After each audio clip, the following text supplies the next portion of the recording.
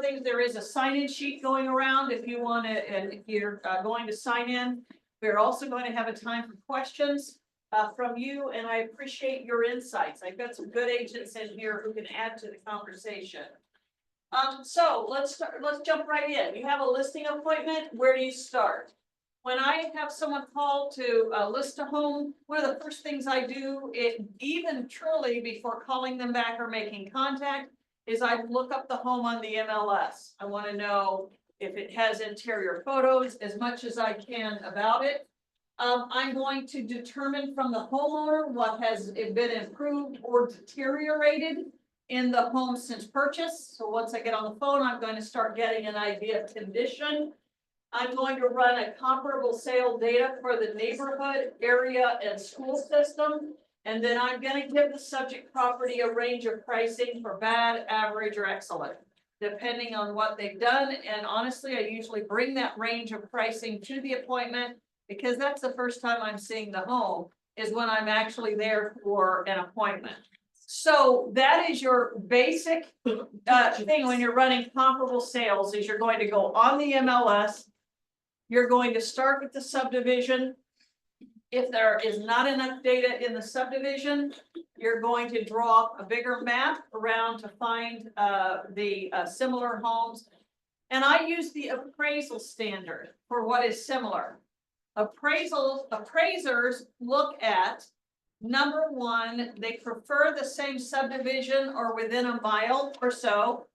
Then they're going to look at the same age within 5 years.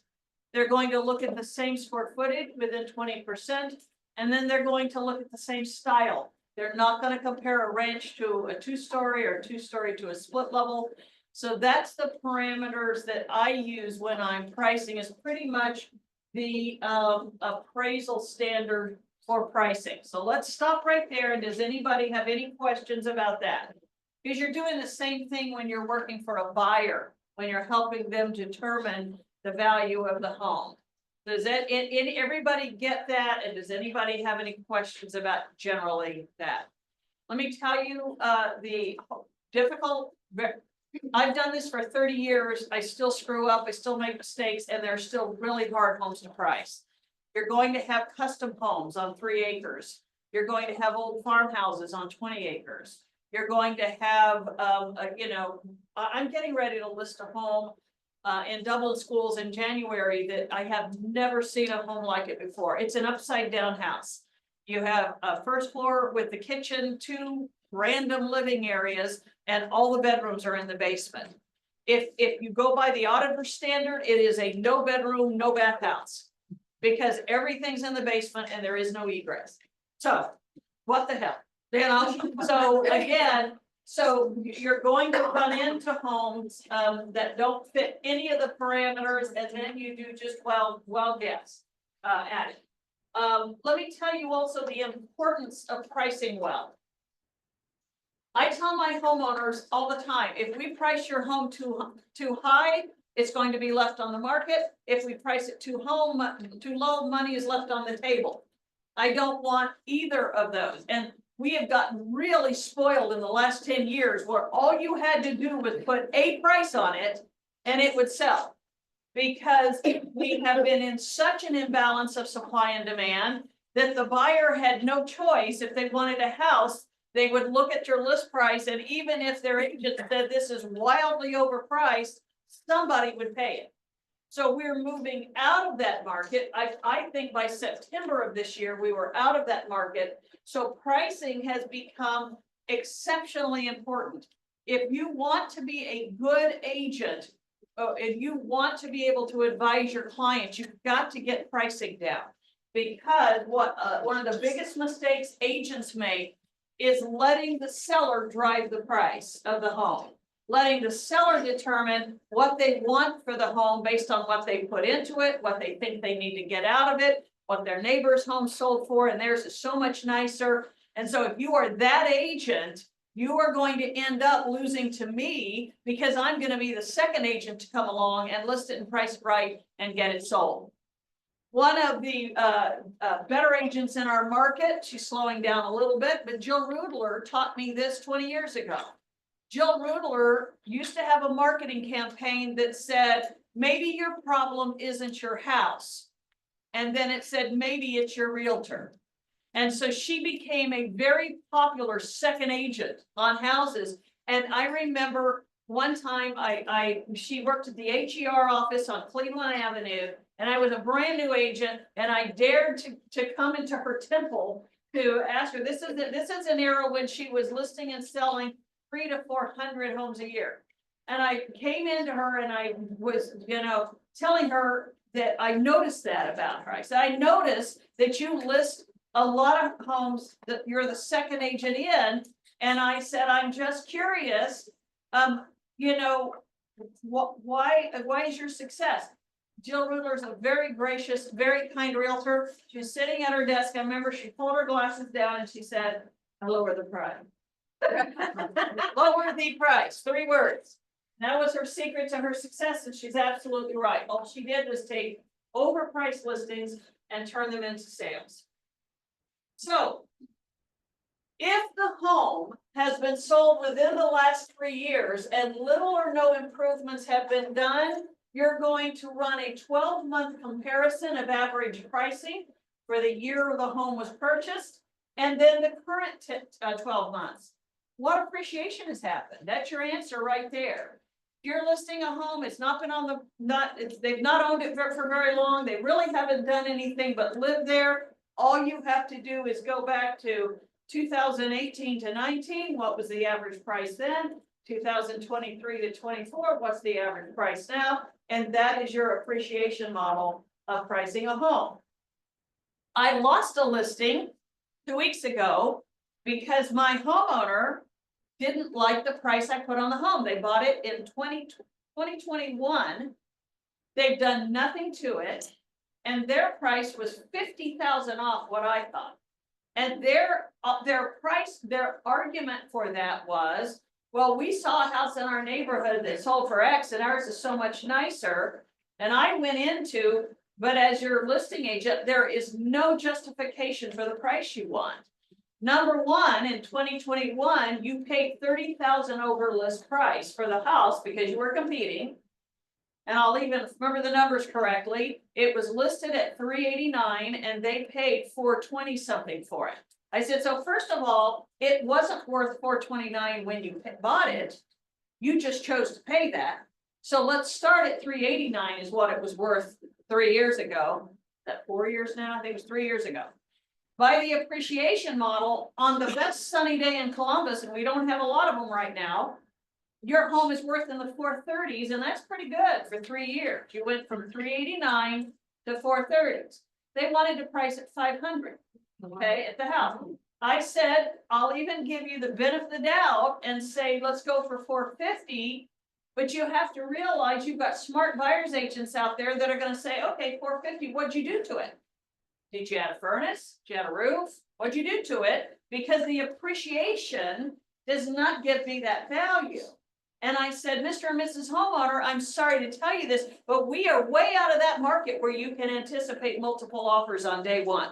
It's not going to happen. So now we're back to 1996, where I have to explain to the homeowner why we priced the buyer, why we priced it. So, and so I even showed him, I had my laptop and I said, okay, you want to price at 500,000. Here's the other problem you're going to have is even if we get showings, who are you competing with? $500,000 homes. Let's look at what those homes have. They have 3-car garages. They have theaters in their basement. They're newer. You know, they all of these things. So had my argument, they didn't list with me. It's on the market right now for $479.9. And God bless them and good luck to them. You know, we'll see what they get. But again, when you're dealing with homes that have sold within the last 3 years, little or no improvements have been done.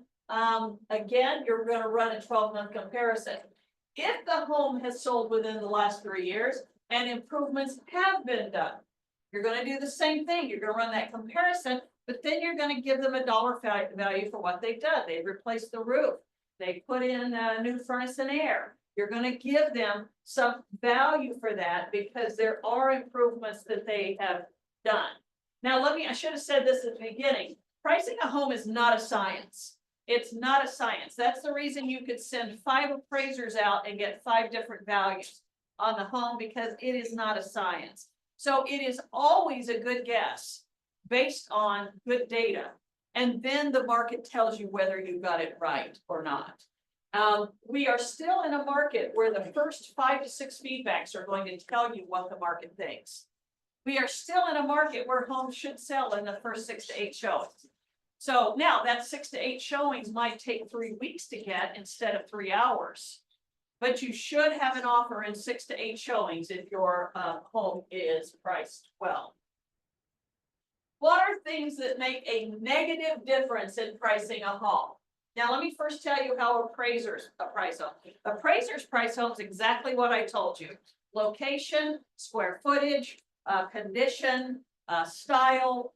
Here's what appraisers don't care about. They don't care if the carpet's purple. They don't care if the kitchen is small. They don't care if the closets are small.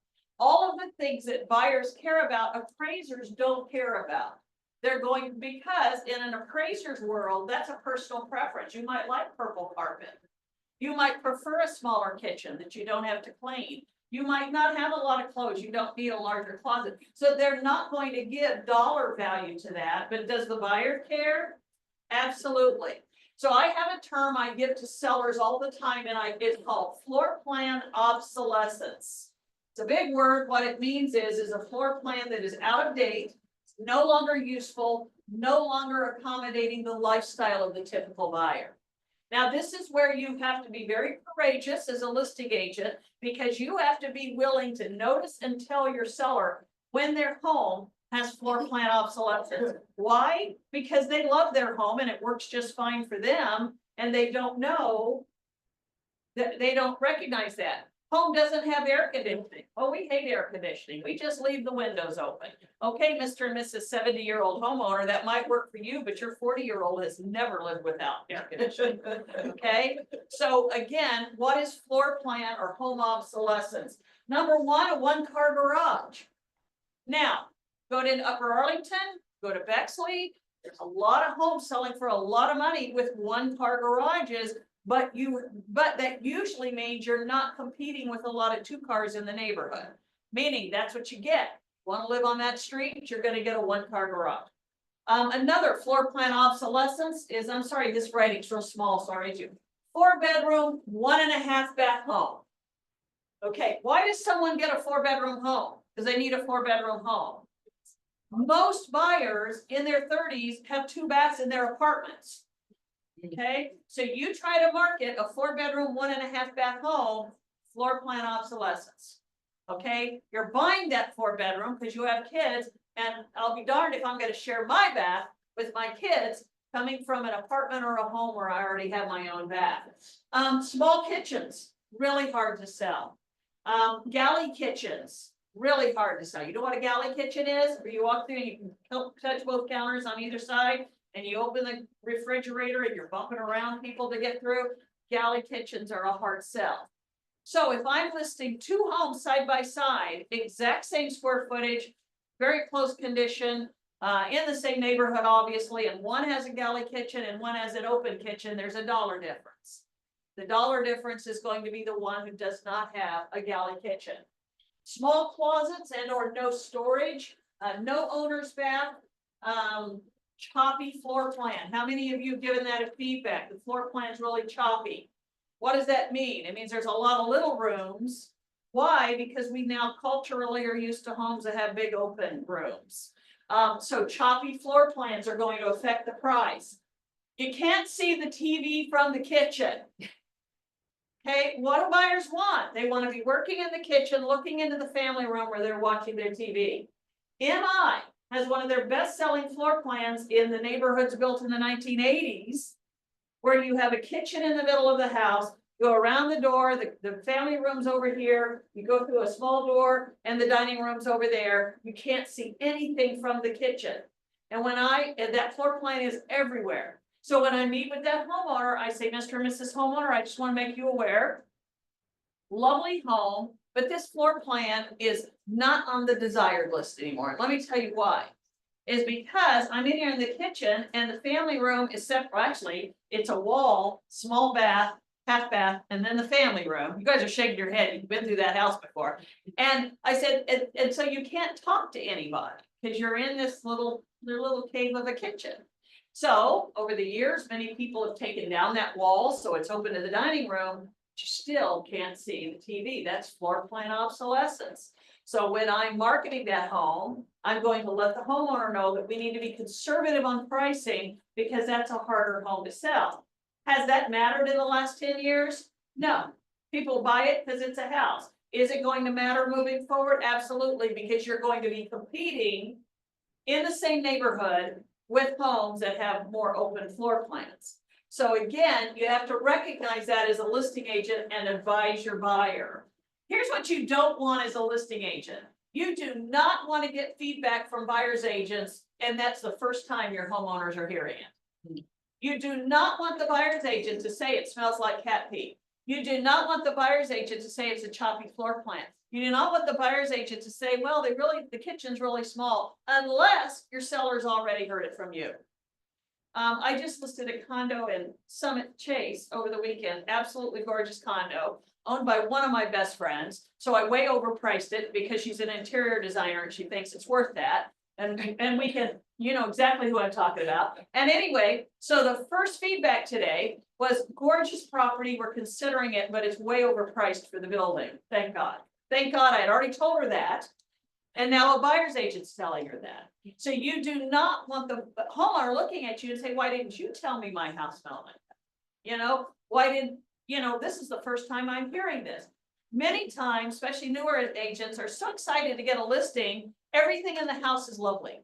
Everything in the house is wonderful because you don't want to offend the homeowner. It is your job to offend the homeowner nicely and say, these are going to be issues when we put your home on the market because we need to allow for that in price, or we need to recognize that's going to be an objection to most buyers, and we're going to have a smaller niche of buyers that we are selling to. I have a 2-bedroom home on the market right now. It's a very nice home. It's a new home. It's I think it's a Fisher home that has 2 bedrooms and a den. Do you know how hard it is to sell a 2-bedroom home? Because it doesn't come up on any computer search. Nobody searches for 2-bedroom homes. So again, I had to tell them, well, look, one of our hindrances is going to be, yes, if I'm just looking at ranches built in the last 8 years in this area, your home is worth $350,000, but those are all 3-bedroom, 2.5-bath homes. We have a 2-bedroom home that's not going to come up in a lot of searches. So our price needs to reflect that we are going to have a harder time finding that buyer. No basement in a community where many or most have basements. No bath on the main floor. Wall stand homes as neighborhoods where there are 5 floor plans. 2 of the floor plans have no bath on the main floor. So go upstairs to a bathroom, or if you have a finished basement, you go downstairs. First time home buyer price range. That same community has 1 floor plan with no back door on the home. The only way to get out is through the garage back door. So when you're pricing that home, you think that matters to buyers? Absolutely. No bath on the main floor. Same square footage, same quality of build, same neighborhood. But you got to allow for floor plan obsolescence. Home doesn't work the way buyers work with them. Owner's bedroom does not accommodate a king-size bed. Older homes, you go into Bexley, Clintonville. You know, you'll go, I had a buyer once walk around and say, well, where's the master bedroom? You know, because all the bedrooms were small, were too small. And so again, when you're representing buyers, learn to walk it off. If you can't visualize it, know how big a king-size bed is, or to walk it off and just be advised them. Just want to let you know it's a lovely home, but I don't believe this room will accommodate a king-size bed. Is that a problem for you? When you're listing a home, Mr. and Mrs. Smith, I recognize you have a full-size bed. Most of your younger buyers are going to have a king-size bed. This bedroom likely does not accommodate a king-size bed along with the dresser. We need to price accordingly. We need to price the home that way. So again, you need to learn as a buyer's agent to have your eyes open, and as a listing agent, all of those are price differentiators. What are other things that make a difference in pricing a home? Smells that cannot easily be gotten rid of. Cigarette smoke, mold, mildew, and cats in a home. Pets in general, but for you cat lovers, my apologies, but dog smell is easier to get rid of. Cat smell can be a difficult thing to get rid of. So if you go show a home, you need to be honest about the smell. Mr. and Mrs. Smith, I smell cigarette smoke. Does anybody smoke in the house? Well, yeah, I do. I try to go out on the patio where you're, you know, smell is going to be a difficult challenge. Some of you have been in the business for a while, know that you have buyers who won't even go in a house. If they, I've showed houses where you can smell the cigarette smoke from the out front before you even come up. So you have buyers that won't even go in. Mold and mildew smell, especially in the basement, and animals, especially cats. So what do? You either get rid of it or it's a price consideration. You price it according to what the giving the buyer a break for the smell in the home. Cosmetics, another thing that makes a negative difference is cosmetics that are not easy or inexpensive to change. You guys ever shown in Upper Arlington? See that slate entry in virtually every home? Why is it still there? I mean, these are close to going on, in some cases, 100-year-old homes. Why is the whole house remodeled and that's still there? Because it's really hard to get rid of. It's breaking up slate, it's dirty, and replacing it. So a lot of times you'll have slate tiles on the floor, brick facade, you know, the older homes that have that fake brick in there. When you take that down, you've also torn up the drywall, tiled walls, countertops in the kitchen and bath, any major remodeling in the kitchen and bath, and then any really major remodeling needs in the house. Those are all price considerations. And again, you're often working with a homeowner who doesn't see it anymore. It's the way they live in it. So you need to share with them, I know you want to price your home like your neighbor, but let's look at the pictures on the MLS. They have redone all this. And so your choice is, do you want to go in and redo all this, or we need to allow in price for the seller to come in and redo it. Another thing I tell homeowners is that if it costs $3,000 to replace the carpet in your house, in order to make it worthwhile for the buyer, I always say 150%, you need to allow 4,500, because you not only have to allow for the product and the workmanship, they're going to the trouble of doing it. Does it cost $2,000 to strip all the wallpaper in your house? You need to allow $4,000 because you're making them do it, and not you. So again, when you're pricing and you're saying, look, your homeowner says to you, look, I'd rather just put that in the price and let the buyer do it. And by the way, I got an estimate from a painter, that's a couple $1,000, then really you need to allow $3,000 or $4,000 to give the buyer the incentive to also go in and do that improvement themselves. What are things that make a negative difference in pricing a home? Lot defects. A smaller lot backs to high tension towers, backs to a noise nuisance like railroad tracks or parking lots. I have some people that would not live by an elementary school for all the money in the world. They don't want the kid noise. They don't want the swimming pool noise. Whatever is around them is what we call a noise nuisance. The neighbor's property is not attractive. Have you ever listed a home where the next door neighbor was horrible? That affects the price of your seller's home. Lack of privacy, and surprisingly, corner lots. Corner lots are not as desirable as other lots in a neighborhood. Now, the builder's going to charge you more for them because they're generally one of the larger lots in there, but corner lots have two sides of roads.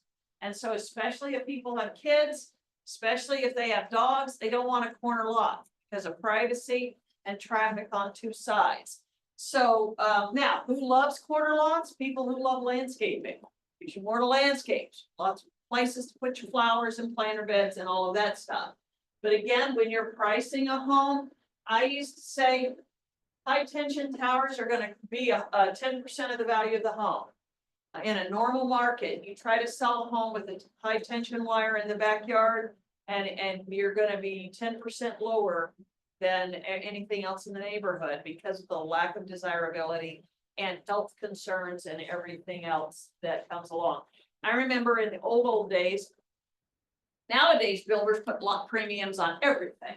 But back then, they used to give you a lot premium, but then they would have a negative if it was a bad lot. And they would get, you guys remember that? They gave you 3,000 to 5,000 off if it was a bad lot. And I would tell the buyer, okay, they just gave you 5,000 off because there's a tension tower or railroad tracks or whatever in your backyard, times 10. That's what it's gonna cost you to sell that home, I think. Because you're gonna be competing with people who don't have a tension tower in their backyard. Yeah. Did you say for a home that backs, we see this one now like to 270? Yeah.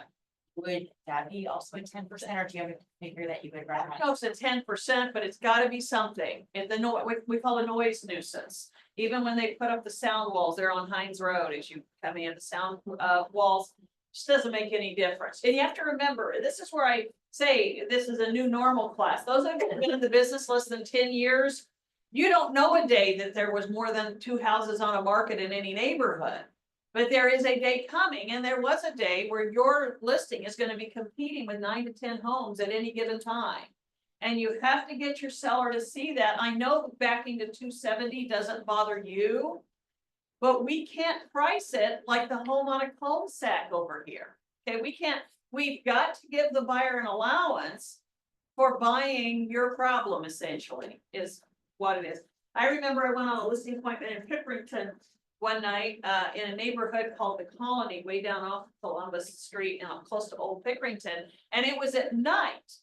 And I did this whole listing presentation, was walking out the door with the signed paperwork.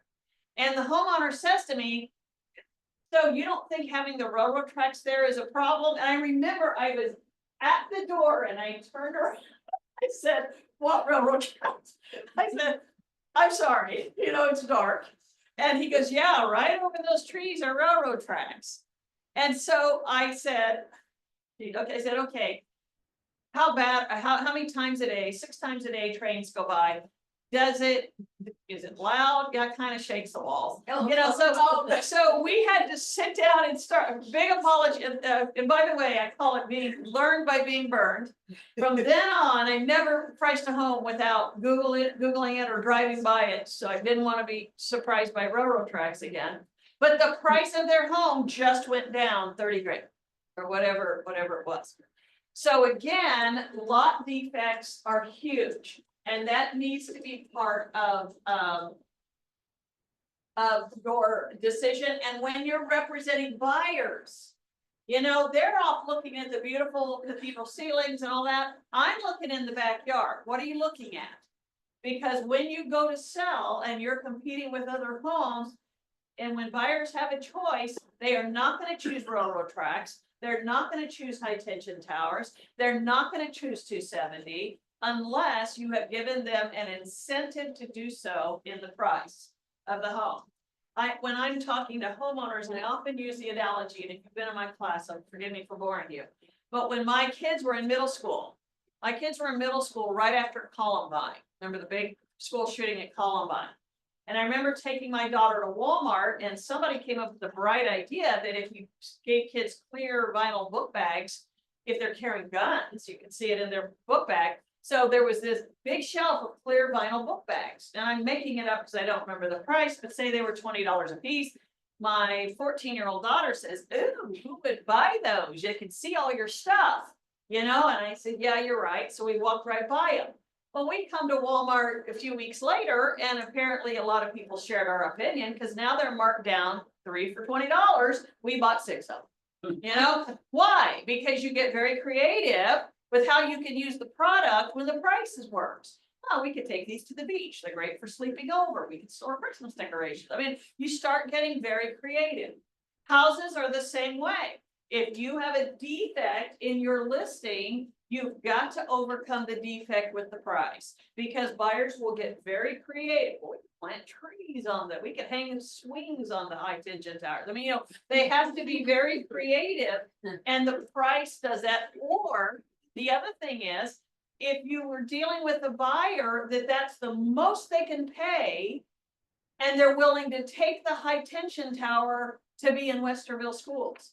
They're willing to back to 270, it gets them into Gahanna schools. They're whatever it is, but you just can't compete if your price is equal to the other homes in there. My argument with my best friend who has an overpriced condo right now, I said to her, condos are a dime a dozen, Nancy. I said, look, yours is exactly like, same square footage, 6 of them in the building, which right now there's 11 on the market. 6 of them are just like yours, and you are 50,000 higher than all of them.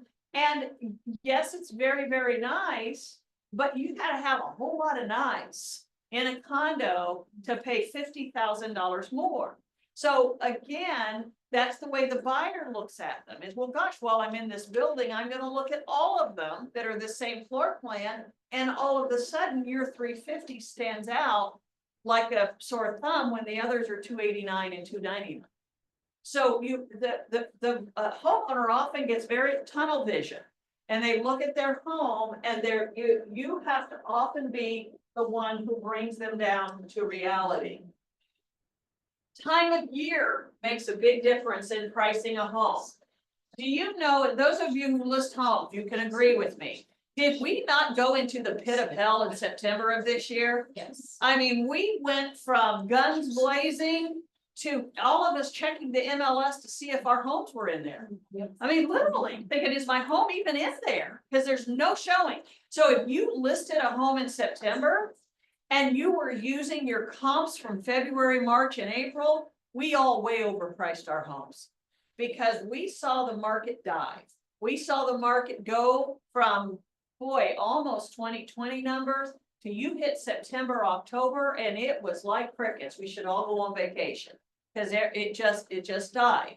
Now, I will tell you, because we list a lot of homes, that's happened every year for 10 years. This year was pretty bad, okay? But that's happened routinely. We've had an earlier start to our year, meaning as soon as Christmas lights are down, the buyers are out.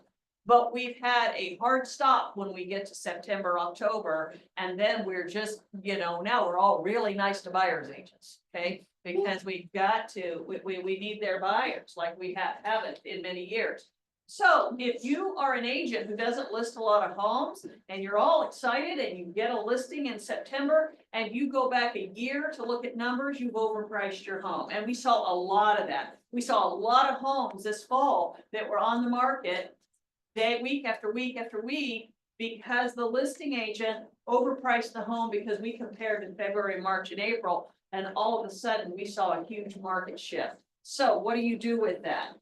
Number one, when you're advising your homeowner and they're saying, well, what's the best time to list my home? We are still traditionally and conventionally, as we always have, spring and summer is a great time to list your home. However, what I tell my homeowners is, look, if you are looking at September, October, November, your home will still sell. You just have to recognize we may have to go in with a lower price, or it may take longer, or both. In order to sell. So we've got to be sensitive to that February, September continues to be the best time to sell a home. And if you're outside that window, then we need to advise our buyers. I mean, our sellers, that's going to be the case. Let's talk about positive differences in pricing a home. Let me ask you. Yeah. Kathy, I have listed a home. I helped them buy it 2 years ago. 3 years ago? 2 years. 2 years ago. 2 years ago, and most of the subdivision, it happened that people bought the same year, Yes. and then now everyone is selling. Now, most of them, 3 homes sold in July, August. 550, we priced it because we put it on the market in September, we priced it at 520. And it's a bigger home than yours. Still sitting. Happens. So do Yeah. I take it off the market? Well, this is And where, then go back and put it on You could. in February, or just leave it? I mean, which is evidence? yeah, I think you heard her, but she said we priced it just like the homes. In fact, we priced it 520. We had comparable sales at 550, but it was the fall and it's just sitting there. Well, what I go back to my homeowners and say is, look, you've got to choose between time or money. If time is more important, meaning you need it done quicker and you just need out of here, then you've got to reduce the price. I tell homeowners, it's always price. It's always price. Well, no, nobody said anything about price. They said the bedrooms were too small. Well, what they're saying is I'm not going to pay the price for small bedrooms. Well, nobody said it was price. They said it smelled like cigarette smoke. Well, they're saying I'm not going to pay this and live with cigarette smoke. So it's always price. So in this case, with Rima, I'd say, well, if we drop it to 400, will it sell? Absolutely. So it just means somewhere between 400 and 520. They bought it for 500. Right. It's somewhere between 400 and 520. I'm not telling him to. I'm just Yeah. using it as a visual. Yeah. Somewhere between 400 and 520, that home will sell. So your choice is, do we want to lower the price now and lose money but gain time? Or is money more important? Then we're going to go to time. And that means we're going to wait until January, February if we have to, but we're going to get our, it's more important to us to get our dollar figure. Because here's the other side of that coin, is that every year we've seen the fall slow down, we've seen it pick back up. We still have the supply and demand issue here. I'll give you an example. I think it was last year, which would have been the fall of 23. I put a ranch on the market in October in Pataskala. We did get a good offer right very quickly, but it was horrible financing, whole nother story. We were in December and still extending the closing date, okay, because the buyer couldn't close.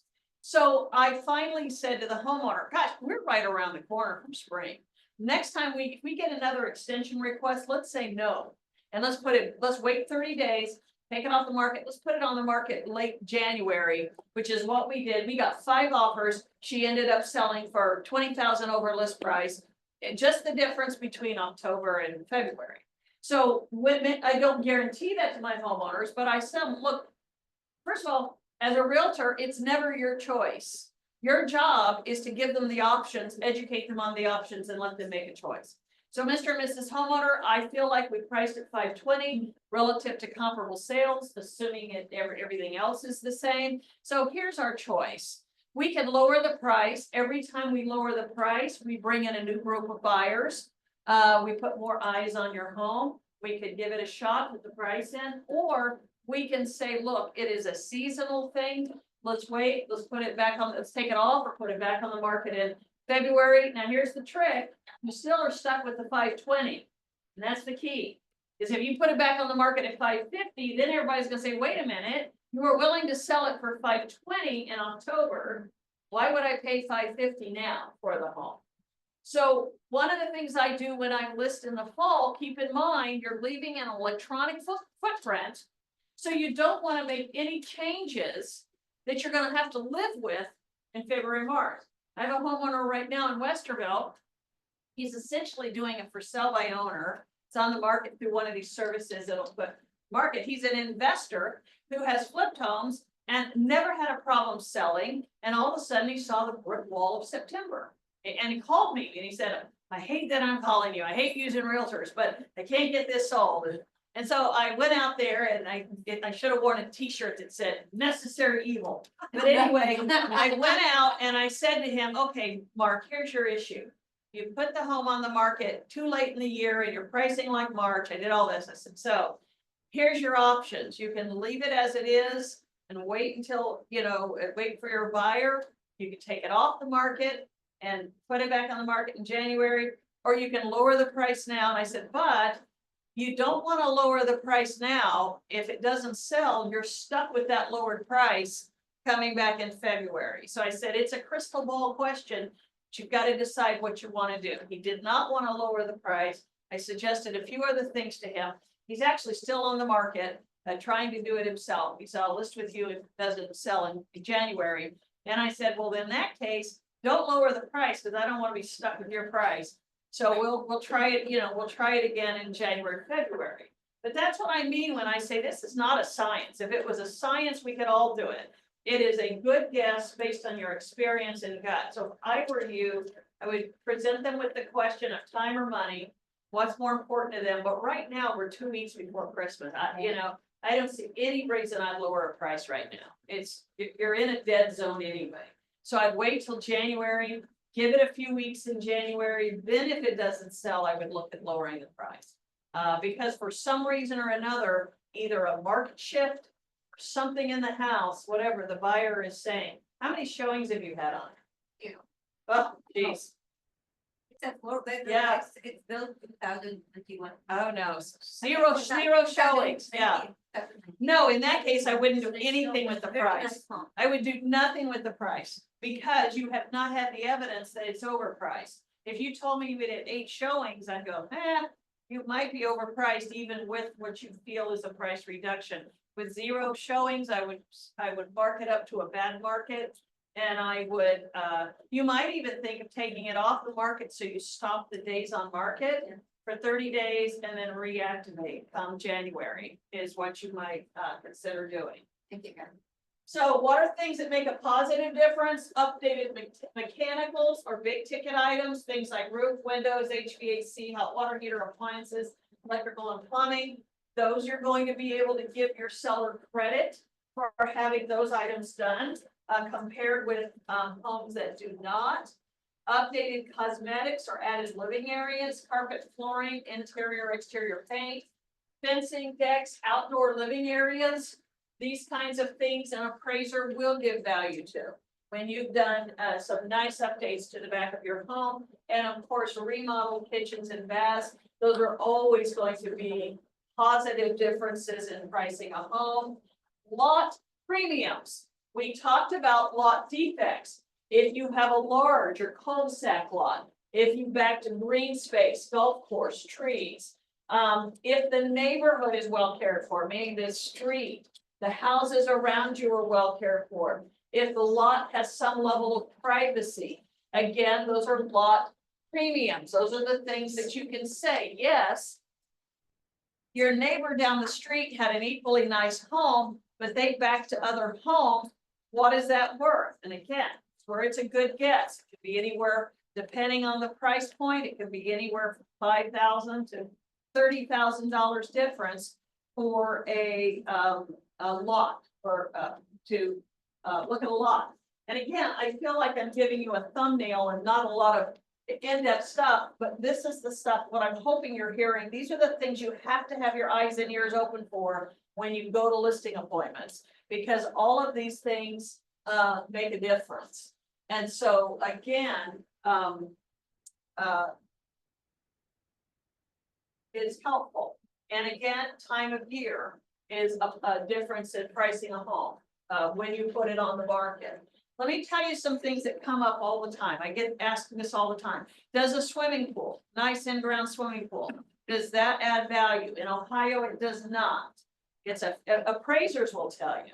They'll give you value for the surrounding fire pit and deck and all that nice stuff, but the pool is a hole in the ground with water in it. And 50% of your buyers are not going to want it, and 50% are going to want it. One of the best things you can do as an agent is educate yourself on the maintenance and care and cost of pools so that you can advise your buyer.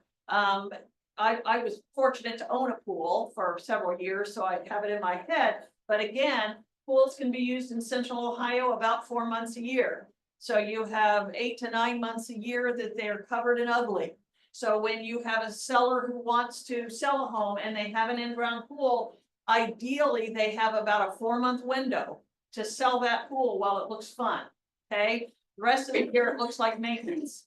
So that's part of a buying decision. You have a buyer who says, well, it looks like fun to have a pool. Okay, let's look at this. That really limits when you can sell your home most of the time.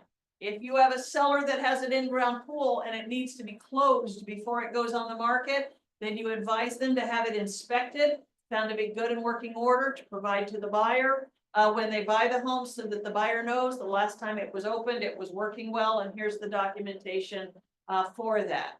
that the pool was done. Have pictures of the old pretty open pools so that you can show that to the buyer, but ideally, pools have virtually no value except for the accoutrements to the pool, an appraiser will give value to, yes. Does that vary depending on the price point of the home? So if like your higher end homes, is it more desirable than say? Do you know where it's more desirable is by community? Like, for example, Westerville has. Well, I'm driving in my head. They have one big community pool complex. And then remind me, does the Westerville Community Center have an outdoor pool? No, They have an indoor pool. You get So, two public pools. two public pools, thank you. Okay, so it is more desirable in areas that don't have public pools available to them. But it really doesn't matter whether you have a $300,000 home or a $3 million home. The desirability of a pool is up to the buyer as to whether or not they want one. So the homeowner who says to you, I just put 60,000 into my pool, well, they might get 20,000 if a buyer wants a pool, okay? The other things that we get asked about, I have a 6-car garage, okay? Well, that's appealing to someone who needs a 6-car garage. Everybody else is gonna stare at it and say, I don't know, I don't have that many Christmas decorations, but I'll take it. In other words, they'll take it, but they won't pay for it. I recently sold well, those of you who came to my class where we had that $1 million home, remember that big barn? Yeah. She thought that was worth 100,000 by itself. And most people looked at it like Chevy Chase looking at the Grand Canyon going, okay, well, it's there, we'll take it. But if you don't have a use for it, I'm not gonna pay for it. So it's very market sensitive. If you're in a market where not a lot is out there. Now, that particular home had 20 wooded acres in Westerville. Right. So overcame a barn or no barn, you couldn't get 20 wooded acres in Westerville.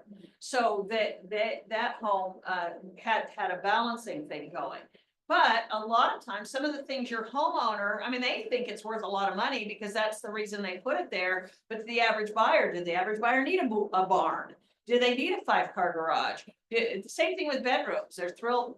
I should get more for my house because it's 6 bedrooms. Well, no, because most people don't need 6 bedrooms, you know, so if it's there, they'll take it, but they're not gonna give you a lot of money for it. I have sold homes with greenhouses. I've sold homes, one had a mini planetarium. Thinking, okay, well, unless I'm gonna have my kids' field trips, I don't know what we're gonna do with it. But again, you have to separate what the homeowner deems as value when the average buyer does or does not want it. Yes, ma'am. What if the pool was heated and what about a hot tub? Pool is heated, hot tub, okay? First of all, a heated pool is very expensive to have a heated pool. It's like running a furnace full blast. So you need to warn your buyers, if you have gas heat and it's a heated pool, your bill every month is gonna be literally $400 or $500 to heat that pool. The other thing, are there trees around it? If there's trees around it, you're gonna have leaves in the pool starting in August, September. Can you tell I owned a pool? Okay, you're gonna have leaves around it. So, and then the other question is, who's the pool for? If the pool is for kids, they're back in school and playing football by August. So they're no longer in the pool, okay? So now you have a big pretty pool. The pool I owned, I always joke that Gehanna had to close their pool while I was raising teenagers because they're all at my house. You know, we became the community pool, but my point being is if it's being used, then it's a value. But if it's just pretty for a postcard, I lived in my Gehanna house for 17 years and was probably personally in the pool 3 times. You know, I had what we call fat lady pool parties. That's where we come. I would heat the pool and we would float and have margaritas 3 times. The rest of the time I was picking up towels and tennis shoes and hoping kids didn't die off diving, you know? So again, who's using the pool? If it's kids, they're not going to use it after August, September. So I would say I rarely ever see a pool in Ohio still open and being used in September. It just isn't. It's too cold. Sun doesn't come out. Leaves are falling in your pool, and everybody's busy getting ready for Halloween. So yes, ma'am. We have, my parents have a pool and they'll think that it's super valuable because my dad keeps that thing until October. Okay. And so when but you're yeah. advising buyers, if they're going to do that, they're going to do it. But in terms of the average use, it's I would say most buyer, when I have listed homes with pools, I will tell you that 50% of the buyers don't care, don't want it. It's there, but they're not gonna pay for it if it's there. And then 50% are there because there's, and they want one. And if you have a buyer who wants a pool, it's a 10% of the cost to buy a home with a pool rather than putting one in, yourself. And a hot So- tub doesn't have Oh, to well, be let me go nice. back with the hot tub. It goes back to use. Hot tubs are much more fickle than pools. Pools have maintenance issues in terms of keeping, the chemical balance there. You've got to treat them, you've got to clean them, you've got to do that, but most of the time they just sit there. And because the water is not hot typically in a pool, it's not as prone to bacteria growing. You have boys, a bunch of pee in there, but you throw some shock it when you're done, you know? So, yeah, by the way, cloudy white water is well, I used to be in my house and thinking, no boys have come in to pee. And I look out there and all the water is cloudy and white. I know, so, and I know nobody's going in that pool for 2 days afterwards while we shock it all again. But, it's trivia you don't need, but that's the truth. So hot tubs though are hot water, which is prone to bacteria. So they're much more heavy on chemicals, doing it. And so what typically happens with hot tubs, if you let them sit with no use, what happens is that they get the germs and the mold and the chemicals that get into the lines, and then you've got to bleach the lines to get it working again. So it goes back to use. My son in his new house has a hot tub and they absolutely love it. He said, Mom, we use it 4 nights a week. We go sit out there even in the winter and we absolutely love it. Now, will they continue doing that? Therapeutic, people that use it therapeutically and really enjoy it. So it comes to maintenance. It is, the other thing is you can shut down a pool for 9 months and really do nothing but look at it. Hot tubs you can also shut down, but that recommendation is if you shut them down, you empty them so that they're sitting there empty. So by the way, you never empty. You knew that, but you use the same water year by year, you can just shock it, fill it again. So do you have a question? So again, it's like pool tables. It's like any of that. You need to really get your buyer to understand what they're purchasing, the cost of maintenance. And I would say on the listing end, it adds no value to the home. Hot tubs, a lot of times, you guys have shown the homes, the hot tubs are out on a sun porch. They have leaves on them, they look crusty and Dirty old. inside. And all the buyer says is they're gonna get rid of that, right? You know, so it isn't normally a huge selling point to a home is to have those additional items. Lenders will not allow you to put them in the contracts because they don't want the value mixed in with the mortgage. So again, I would say overall, when you're dealing with a homeowner, you're gonna tell them that's a very nice feature, but not a lot of value to it to the buyer unless they want a hot tub. Yes. The only thing that I noticed with pools, it became very popular was right after COVID, but people on vacation. And Absolutely. entertain their kids. Yes, we saw a big boom, not just in pools, but this kind of outdoor living area with the fire pits and the decks and all that, because people were now entertaining at home and doing a lot of that. I guess overarching, what I'm saying is, I don't care if it costs them $150,000 to put it in. They cannot add 100 to their price because they have it. You need to make sure that, yeah, Kimberly. Go ahead. No, I was just gonna say that's the same thing with solar panels, and that's Yes. a whole different discussion. Yes, But it's the same thing about solar panels, they don't add value to your house. and the problem with solar panels is that they are sold to people by contractors who tell them because they have solar panels, they're gonna get all their money back. And do you know, and maybe in California where or somewhere we have a lot of sun, it does. But do you know there are actually lawsuits going on in central Ohio where HOAs are suing people because they're ugly? And they don't want the solar panels on the roof. And so again, I have a house listed right now with solar panels. And what I did was I had the homeowner give me a list of their electric bills because of solar panels. And they truly have virtually no electric bills a good part of the year. But it takes a lot of time to make up 40,000 for the solar panels. Okay, so no, and the buyer who bought the home, I told the agent, I said, make sure they know there are solar panels. And I put a document on the MLS explaining the cost savings to solar panels. And I bet if I sit at closing and ask this buyer how important those solar panels were, they may say to me, oh, it has solar panels. I mean, again, it's just not a huge selling point. And I get that question a lot through the years. I have my clients say, should I add solar panels? And what I tell them is, if you do so, do it for you, do it for your cost savings, and do it knowing you're gonna live there for a while, because a buyer's not gonna pay you for it. Yes. Are there negatives on the solar panels as far as maintenance of the? Actually, no, I mean, I have only listed 2 homes with solar panels, and both of the homeowners were raving fans of it. Very low maintenance, not a lot to it. Yeah, So, I have a client, he's a high-end tech guy for a big company, and he researched solar panels for years, and I sold him a big place out in Baltimore.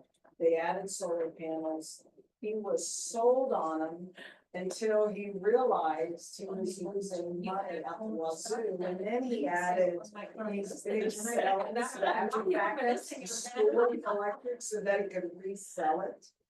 And so then he had hail damage to that roof.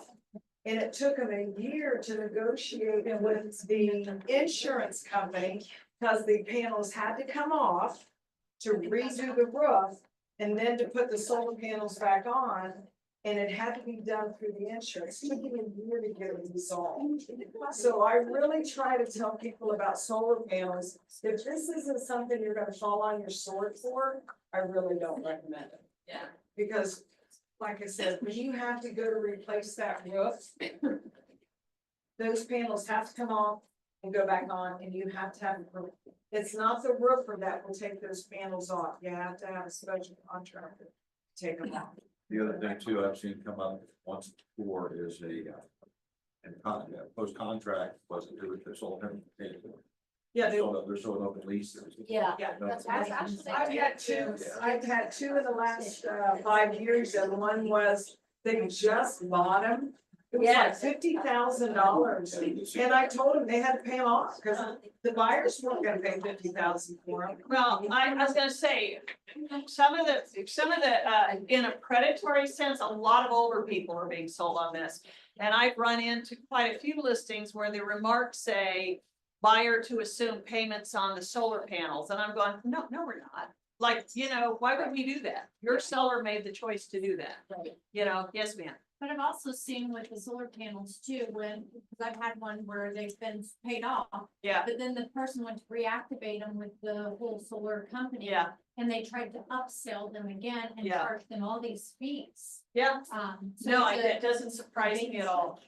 Yeah, so And a solar lot of panels, these companies are going out of business left and right. Yeah. They're selling, they come in town, they sell a and bunch, they're and done. they fold. Yeah, And then you have nobody to service the warranty, service it. Yeah, it's a real challenge.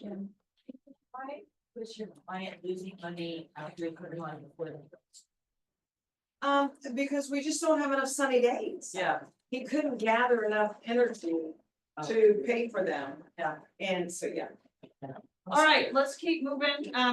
What are things that make a positive difference? Exceptional lots, outdoor living areas, added living areas. If someone's finished a room over the garage, if somebody's done an additional dwelling unit, and exceptional finished areas like theaters. We see some spectacular offices out there where people have done nice things for office. Those are all things that have value. Yes, ma'am. So I have a split level, 5-level split, typical MI program. It's in a heated school, so it's for people with kids. I don't have a place for the kid to run around, and my owner put that pictures in the lower level. Would you recommend to keep that, or would you recommend to remove so the kid can run around? You mean with the chairs and the theater and all that? I would probably leave it in because it falls in the category of hot tubs and pools. People think they want it until they realize they don't ever use it. And if it's nicely done and if it's pretty, I would leave it there because I think overall a theater is a great selling point to a home. It's needed. Yeah, It's neither. but I think they should take it out. Yep. Because there's no place. Reason people buy a 5-level split to me is they wanna shove the kids downstairs. yeah, So they don't have to look at them and their toys, and this thing takes up that whole 4th level. And so, is there a fifth level? Is there a basement in Yeah, addition? basement. So there's a big basement, but that's not finished. So Yeah. all the low, you know, the split Yeah. five, and then there's another one. Yeah. Another one right now is just storage. Oh, okay.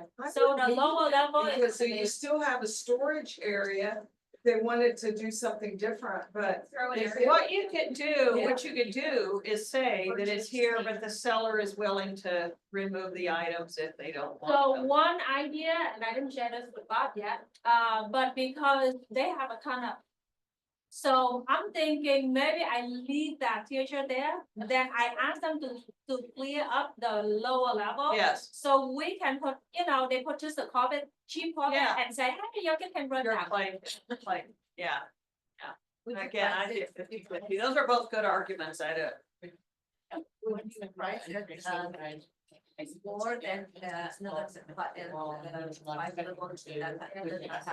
not in that case, if that's the only play area there, you would do that. Keep your sales as close to the list date as possible. Sales from 6 months ago may not reflect the current market.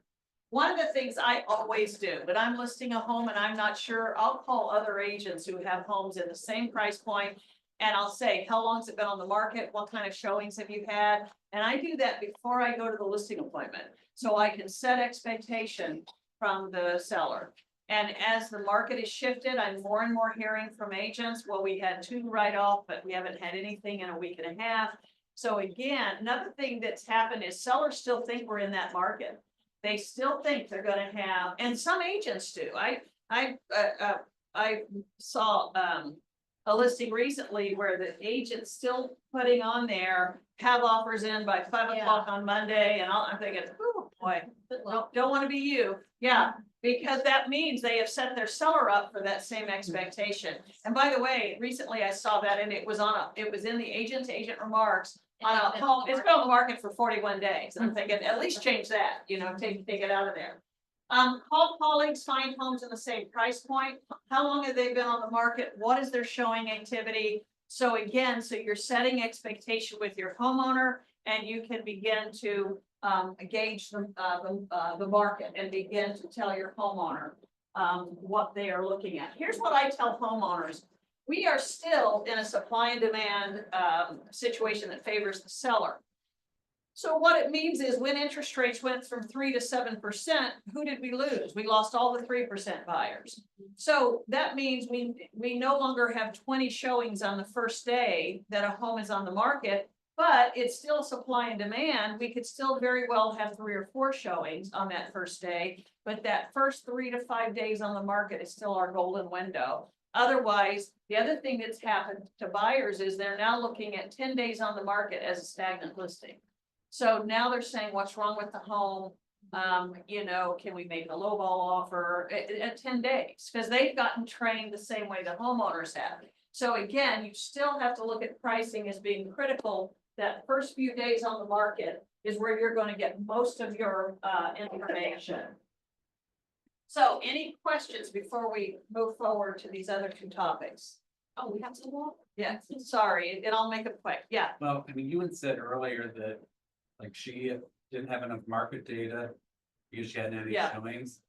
For me, that's the market speaking to you. It's like, you've been on the market, how long? You've had nothing? That tells me the market's already talking to you and it's saying, we're not even interested to walk through the front door. except that it's Christmas. I mean, I would say, yeah, except for 3 big things: election, Thanksgiving, Christmas. And we in all of those. Yeah, so part of the issue we had this fall is we were facing a tumultuous election, and I call it the election freeze. And I've been through 7 presidential elections in my career. So, and every year, every presidential election, we see people just stop in their tracks around September, October. They don't do anything until after the election, and then we see it bump back. So normally, Bob, I'd absolutely agree with you that 0 showings means we've overshot the market. I would defer to the benefit of the doubt in that her comparable sales are as recent as July. We had an election, we're going into the holidays, and I would give them the choice of saying, yes, we can lower the price, but if you want my advice, I'd at least like to give this price a chance in a market outside of all 3 of those things. Well, we're back into a normal market. Because nothing catastrophic has happened since those sales in July. We don't have COVID. We don't have a war. We don't have any, all that's happened is we've seen a market slowdown, a major presidential election, and we're hitting the holidays. So I would probably give them the benefit of that doubt. Yeah. I have a question, but with the question, I guess. Yeah. So if you listed the house before all of that, just because the seller moved, Yeah. there's no reason to have a house vacant, you have no choice, and of course it's on the market and it's set.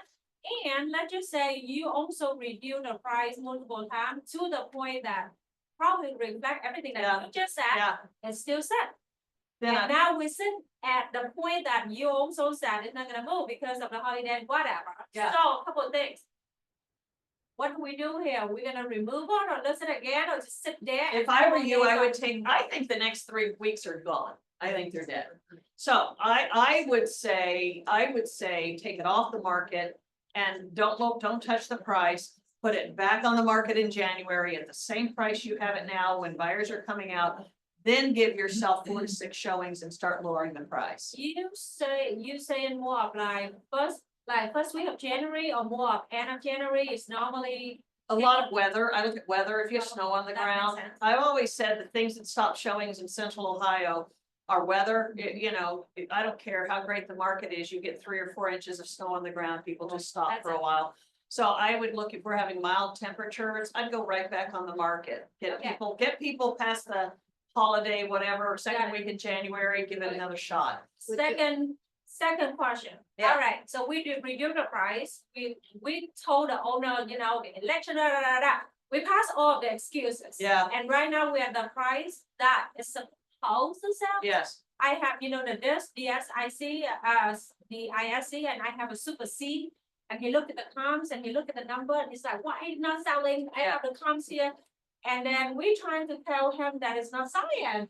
But he's so stuck in there and he's Yeah. like, why I have to give away the house? And I'm like, you move, you gotta sell. So end of the day, we gotta think of like, are we giving away or we get rid of the burden on our shoulder?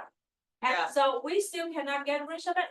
So I deal a lot with a VISC, and so for people like that, normally what's your trick to really get out of this? well, one? again, remember what I told you, and that comes back to your point, the market is speaking, and you say that to them. But remember, you are never the decision maker, you are the advisor. So it is your job to advise them that while it did sell and the comps do look good, this comp is 3 months old, this is 4 months old, what we're seeing is a market shift. So Mr. Seller, you have a choice now. We can wait and see if this market comes back and the buyers come, but you need to count the cost, if they're that kind of person, count the cost of waiting. What is the holding cost of this house We did to that. be? And then wait, or we can lower the And he price. just wait. And I And don't- that's his choice, to wait. Yeah, You stage your homes, Tracy, don't you? You stage your homes, right? stage what? them, You you stage stage them. your homes. You stage your homes. That's another story. Yeah. But I I'll mean, have I stuff would- on it, so I would our love next these meeting with stages. them next week is to really try to tell them, so. That it's a little complicated, that they try to move, but they still hold on.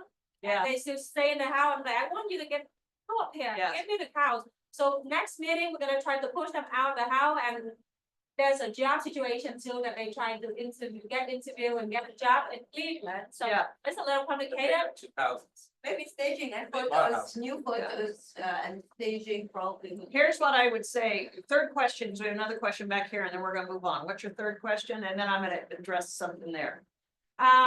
So I don't have a trick, but maybe. Okay, so here's what I'd say you're doing absolutely right. One thing you don't want to do, this is what a lot of agents do, they just stop calling, stop talking, because they're just hoping the next showing brings an offer.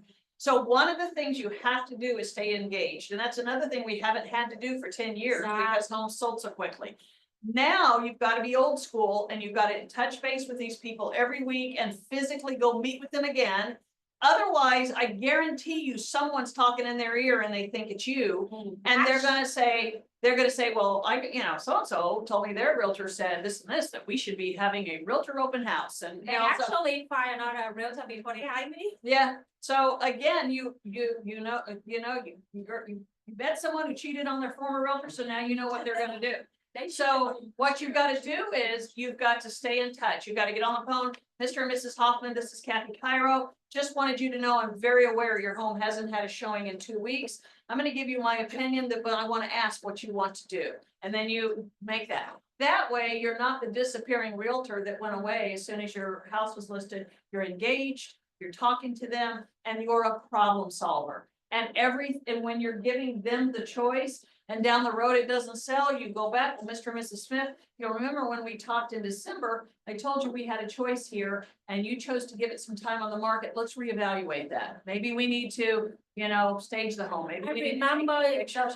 point out, and you mentioned the 3% or 7%. Mhm. One of the listings that I couldn't really sell, we actually removed from the market it because it's in a brand new home community where the builder offer all the crazy promotion. And then even you to put in there and say, hey, instead of reduce 10,000, I'm gonna give you 10,000 here so you can go to buy the point. People don't care. They just like, why have to do this? I go straight to the builder. I also Right. have more. You get more and by the way, the builder's putting that 10,000 on the price of the home, but the buyer doesn't care because they buy by monthly payment. You had a question back here? Not necessarily a question, but more for, Kinsey. I have one that's maybe, when he ended up listing it for rent and for sale. Found somebody who needed to have 2 home sale contingencies, and one of our homes quickly. He's renting it for 3 months and then. I already did that on the listing for sale. I say open for rent or even rental. All right, let's move quickly. I want to go over these 2 things and I am going to go over them quickly, but we'll answer questions. And then I gave you sort of a cheat sheet here. 2 things that we're coming into that we haven't had to deal with in a long time. And one of them, there's in our new purchase contracts, there's some major changes to it. So I want to make sure you understand these. Number 1, understand the home inspection time frame. I get this mistake all the time as a listing agent and buyer's agents. Is that we have 2 time frames in our purchase contracts. One is for the home inspection and one is to negotiate remedy. Here's what I see happening all the time is buyer's agents are coming to me, turning in their request to remedy 2 days after their deadline expired for doing so. And we have to decide, we have to educate them first of all and decide whether or not to be nice to them. So understand in the first time frame you put in, whether you put 3 days, 5 days, or 10 days, what has to happen in that time frame. All home inspections have to be complete. You have to verify for insurability of the home. You check out the sex offender registry during that period. Repair, request, or price negotiation is requested during that period, or the termination is submitted during that period. So whatever time frame you put in there, you have to make sure you have time to do all of that. Your clients work every day of the week, then you got to make sure you have a weekend. Your clients are going to be in Aruba for a week. You've got to make sure all of that. So again, those time frames at the midnight on that day 7 or 10 or whatever it is, you have lost all of your opportunities to make changes to the contract. You are now bound to purchase the contract or your buyers lose their earnest money. And I have had a lot of nervous buyers agents realizing they didn't know this and they thought they were they thought the remedy period still gave them time to turn this in. And we had to tell them, no, you have passed that deadline. Now, a good listing agent will reach out and help you along and say, hey, today's the end of the inspection period. Is your buyer okay? Are they moving forward? But you can't count on that. You do not want to be on the hook for your buyer's earnest money because you let them go past that deadline. What happens if we miss the deadline? You waive your right to ask for repairs. If your buyer chooses to walk away, earnest money is at risk. So turn that in. Yes. I'm just really confused on earnest money and especially when people write non-refundable. I was just in a class with Larry Schottenstein and he was saying seller never keeps earnest money. There's really no such thing as non-refundable earnest money. So I'm so confused on. Well, in my opinion, as much as I respect Larry, there is non-refundable earnest money. And I'm telling you as a listing agent, several times during this crazy market, I had buyers offer to hand my seller the money and say, if I back cash it, it's yours. And if I back out, I don't get it back. So and I've had that happen. So there is non-refundable earnest money. Non-refundable means exactly that no matter what the buyer chooses to do, that money, in fact, my language that I use when I write it in is that buyer acknowledges that earnest money is non-refundable. If the buyer terminates this contract for any reason, buyer directs earnest money to be given to the seller.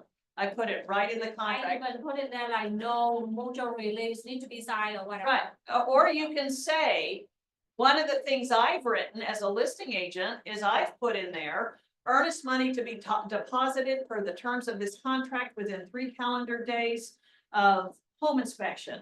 Once buyer has accepted condition of the home, buyer acknowledges this earnest money is deemed non-refundable, blah, blah, blah. So depending on what your conditions are that you are willing to give the buyer an out, it can be lock and key, that the earnest money is not given back at all. But I always put the language in there that the buyer directs the title company to release the earnest money to the seller at this on this occasion. Got the earnest money that is approved that way, that the contract is not executed, they are not compliant.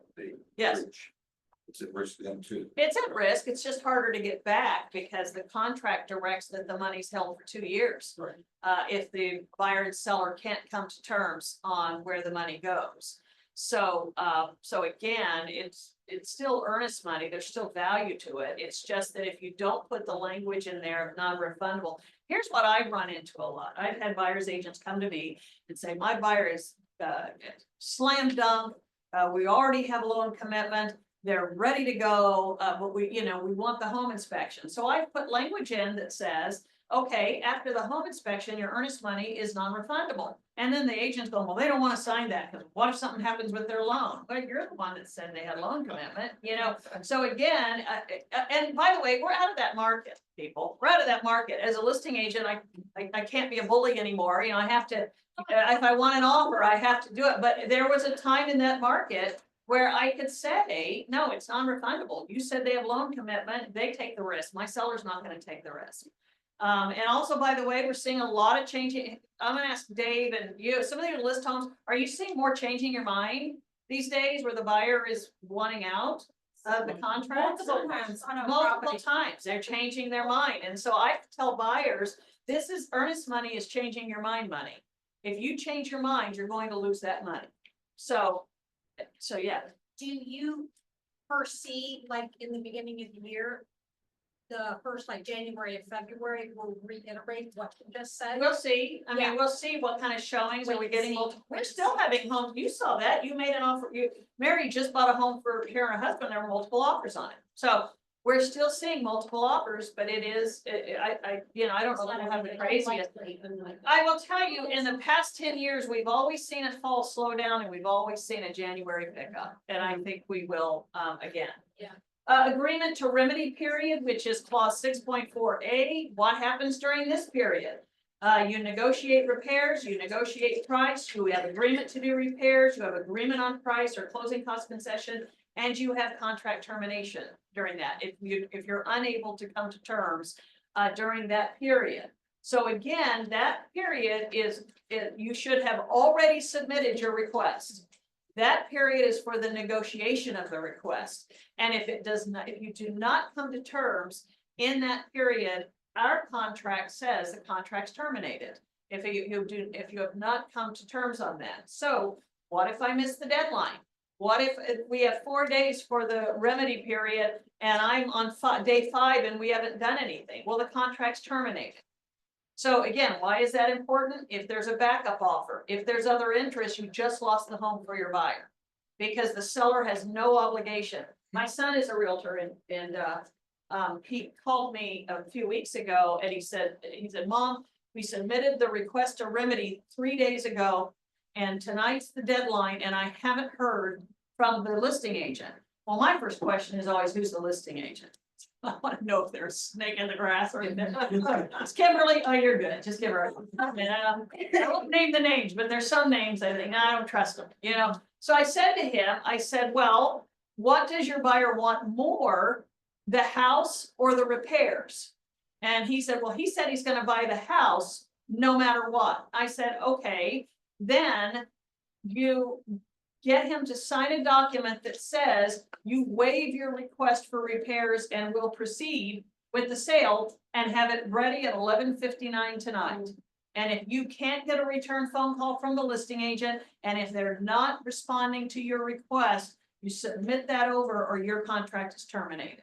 And you don't want the home to go to another buyer, because their agents will just wait and let the clock tick if they've got something else in the wings, knowing that that contract's terminated. And it is not an excuse to say, well, you didn't return my phone calls, or I tried to ask you, or I submitted this. You have to respond. Don't have to do anything.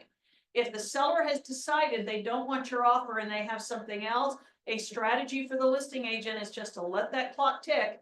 And then at midnight, the contract's now terminated, they can move on to someone else. So is it your job to make that decision? No, it's your job to advise your buyer, this is the likely outcome. If we do nothing, the contract's terminated, do you still want the house? So in this case, Christian called me later and said, well, he finally called me back and we're getting the repairs, which is 90% of the time. 90% of the time, you just have a non-responsive agent. But you don't want to be on the hook on that 10%. So you've got to be prepared with if the buyer says to you, no, I don't want the house, if the repairs aren't done, just let the clock tick, it terminates at midnight. But if they want to modify, or if they want to move forward, you need to have that in writing before that deadline hits. Okay, is that clear? Okay, clause 6. These are changes in our new contract, which by the way, you should all be using. 6.1, the home inspector must be licensed. In the old days, you could have Uncle Bob do it or buyer's dad do it. The new contracts say the home inspector must be licensed. If your buyer wants to inspect specific components like the roof or the HVAC, that inspection must be done by a licensed tradesman, unless you put it in writing, unless you tell in the contract, buyer requests that dad, who is a contractor, blah, blah, blah, do the home inspection. If the seller agrees to it, you can modify the contract. But in the old days, you could just move along and then whoever wants to go in the house looks. The new contracts specify that the home inspector must be licensed. Let's look at lines 45 to 50. I gave you copies here. 45 to 50 has in bold print that what the buyer and why the buyer can terminate the contract. The second part of this used to be all that was said in our contracts. They have added the buyer may only, it used to be what you may not terminate the contract for. Now they're saying the buyer may only terminate this contract for material defects, which includes, but it's not limited to, those defects or conditions which may impact the health, safety, habitability, use, or value of the property. That's new. That was not in our old contract. Now, what does it say? That the buyer can get out for whatever they want, essentially. However, this is how I would advise you to use this as agents. This is a great education tool. On the listing end, what I see most of is stupid buyer's agents who just don't know how to educate their buyers as to what is a legitimate request for a home inspection. So again, this is an opportunity for you to educate your buyer.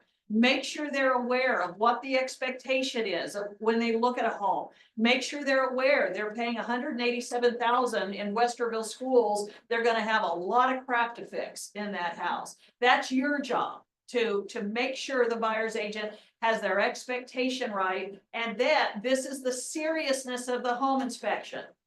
That this should, I tell my buyers, these should be items that had you known at the time you made the offer, you either would not have bought the house at all, or you would not have offered what you did. So as a buyer's agent, you should be showing them the house saying, I want to point out to you, this is Nobbit tube wiring. It's visual, you know it. We need to account for that in the offer because the home inspection, well, the home inspector will pull that out. We can't take money off. We know it's that. We look at the air conditioner. You guys know how to check the age of an air conditioner by the serial number. This is a 35-year-old air conditioner. So we know that. You're not going to be able to negotiate this on the home inspection because we're told it's old. That's your job as a buyer's agent to make sure that your buyer goes into the home inspection clear-eyed, knowing what to expect, and then you are modifying their request. And we'll get to that in a moment. Also, lines 59 and 60. Oh, I hate this. This is where I just want to kill people on these committees. Buyer acknowledges that the buyer and other professionals are not authorized to be present on the property without a real estate licensee. unless prior express written authorization is given by the seller. I have not attended a home inspection in 25 years and I am not going to them. I'm sorry. Now, I know that a lot of you are respected and know what you're doing and you say, Kathy, I go to every home inspection. God bless you. Sit there for 3 hours. I'm just not doing it. So why? Number one, there's risk involved. Why am I there? Okay, I have no opinion. I have no expertise, and I'm not going to put my license or checkbook at risk by giving an opinion outside of my expertise, which is why up until this contract was written, and I have no idea whose idea this was, brokerages said, we recommend realtors do not go to home inspections because there is quite a bit of case law where realtors have gotten sued because they gave an opinion at a home inspection that was outside of their expertise. The buyer relied on it, something went wrong, and you get sued. So the general idea has been that the buyer's agent does not attend a home inspection because of that risk involved. Now that's a good legal reason, but the other reason is you are useless there. There's no reason for you to be there. And Denny is wonderful on my team. Denny's a home inspector. And I called him after this came out. I said, Denny, does the home inspector want us there? And he kindly said no, that the home inspector truly wants as few people there as possible so he can concentrate on the condition of the home, advise the buyer who's buying the home, and doesn't need my opinion or input or me following him around. So what Denny advised, and I agree, is at very least, you may, depending on your client, if you're dealing with a first-time home buyer, you might want to show up at the end to be another set of eyes and ears to hear what the concerns are. But as far as this clause goes, I've already had Brandon write a clause and put it in all of our templates that says seller acknowledges that buyer's agent will not attend the home inspection. Buyer will be attended by a licensed home inspector vetted by the Columbus Board of Realtors to be there. So I'm getting the permission right in the offer. Just saying so when they sign the contract, they've given written express permission that the buyer's agent will not be there. Yes, Bob. The reason they numbered all the lines before the was numbered. Yeah. Is throughout the state, that's how they do it, other contracts. So you can just say lines 59 to 61. Good idea. There you go. You can take those lines out. I'll delete them from the contract. Now, yeah, it's a better idea, Bob. But my point is, less space. here's the thing as an agent, you have to decide your philosophy of business. I've had very good agents tell me they go to the home inspections. I'm saying that I'm making sure you're aware that our contracts require it now, and you need to take it out of there if you're not doing a home inspection. Can I ask a question real quick? Yes. So I guess, I mean, I try to show up to the home inspections, I guess, but, for the unless prior to express written authorization given by the seller, doesn't the home inspection company request it through showing time, and that's considered express that they're giving them permission to show Well, up? that's the home inspector coming, but not the agent. Right, Yeah, but that's what I was saying, it's saying that their, buyer acknowledges that the buyer and other professionals are not authorized to be present on the property without a real estate licensee. But the seller is agreeing to it and showing time, right, or am I wrong? well, and it's a very good, and I'm sorry, what's your first name? James, okay, James is saying, aren't they by accepting the showing, authorizing? And here's what I believe. I believe we've had years and years of sellers thinking the buyer's agent's there. Remember, they're not there, so they don't know who's in their home. And maybe whenever I see something like this, I say somebody got sued. Okay, so this got in the contract because some seller found out that the buyer's agent wasn't at the house, thought they were at the house, and sued somebody. So one of the things is, I think for clarification, we need to make sure our homeowners know that the buyer's agent is not typically there or may not be there. But the way this is written, it's saying you will be there unless you've let the seller know and they have agreed with their signature on this contract that you will not be there. So in answer to your question, no, simply by accepting a showing, they are not aware that you will or will not be at the home By inspection. accepting, they're accepting the inspection, the inspection comes to the inspector, authorizing the inspector not doing that. Oh, it's one in here. I wasn't. So Kathy, I thought the scope of the inspector's license allowed for them to be with. It does. You know, It does. does. They have as rigorous steps to go through to enter someone's house as you and I do. So, which is why I'm saying, I put in the language is that I will not be there, but they will be accompanied by a licensed agent who has been vetted in the same way that they. Oh, and I was interpreting that, and again, this came up with Larry, because I went to that contract class with the Board of Realtors Yeah. last week that they did on the new contract. And so I was under the impression that was like mom and dad, unrelated parties to. Yeah. Well, to the bar, how buyers have to bring their parents or their, friends, and take them through inspection. So that was my understanding without the. I think this Convention. paragraph can be written a little different, to really cover the inspection and appraisal. Yeah, well, and this, I understand it, I've heard this as a document still being modified. But it's very clear that they're saying you have to be there. So you need to either counter that out Yep. in your offers, or you need to be there at the home inspection. Okay, very quickly, how do you look like a rookie? I'm telling you from a listing agent side. If you're a buyer's agent, number one, you don't understand the timelines. If I have to explain that to you, I'm gonna look at your license number, okay, as to how these work. But I'm giving many of you grace because we haven't used this for 10 years, okay? So you could have a license for 9 years and never made a remedy request. Literally, you could do that. So one thing is make sure you understand timelines. You fail to educate your buyer on reasonable, legitimate requests. So you wanna see me twitch? Tell me, well, I have to do this, Kathy, because the buyer asked me to. No, you don't. I mean, that's where you as an agent, I'm gonna put the responsibility back on you to say, no. If your buyer is asking for torn screens to be fixed, because you did not educate. To tell them that is not, unless it's a brand new home, that is not that is not a defect to the home. And falls under the bold print, that is normal wear and tear on a home. So again, we see this a lot where we're getting a request from agents who are saying, well, I can't, I know it's silly, but they have to do what the buyer says to do. Yeah, yes and no. Yes, you do after you educate them. When you turn in what I call landlord list, it tells me you didn't educate them.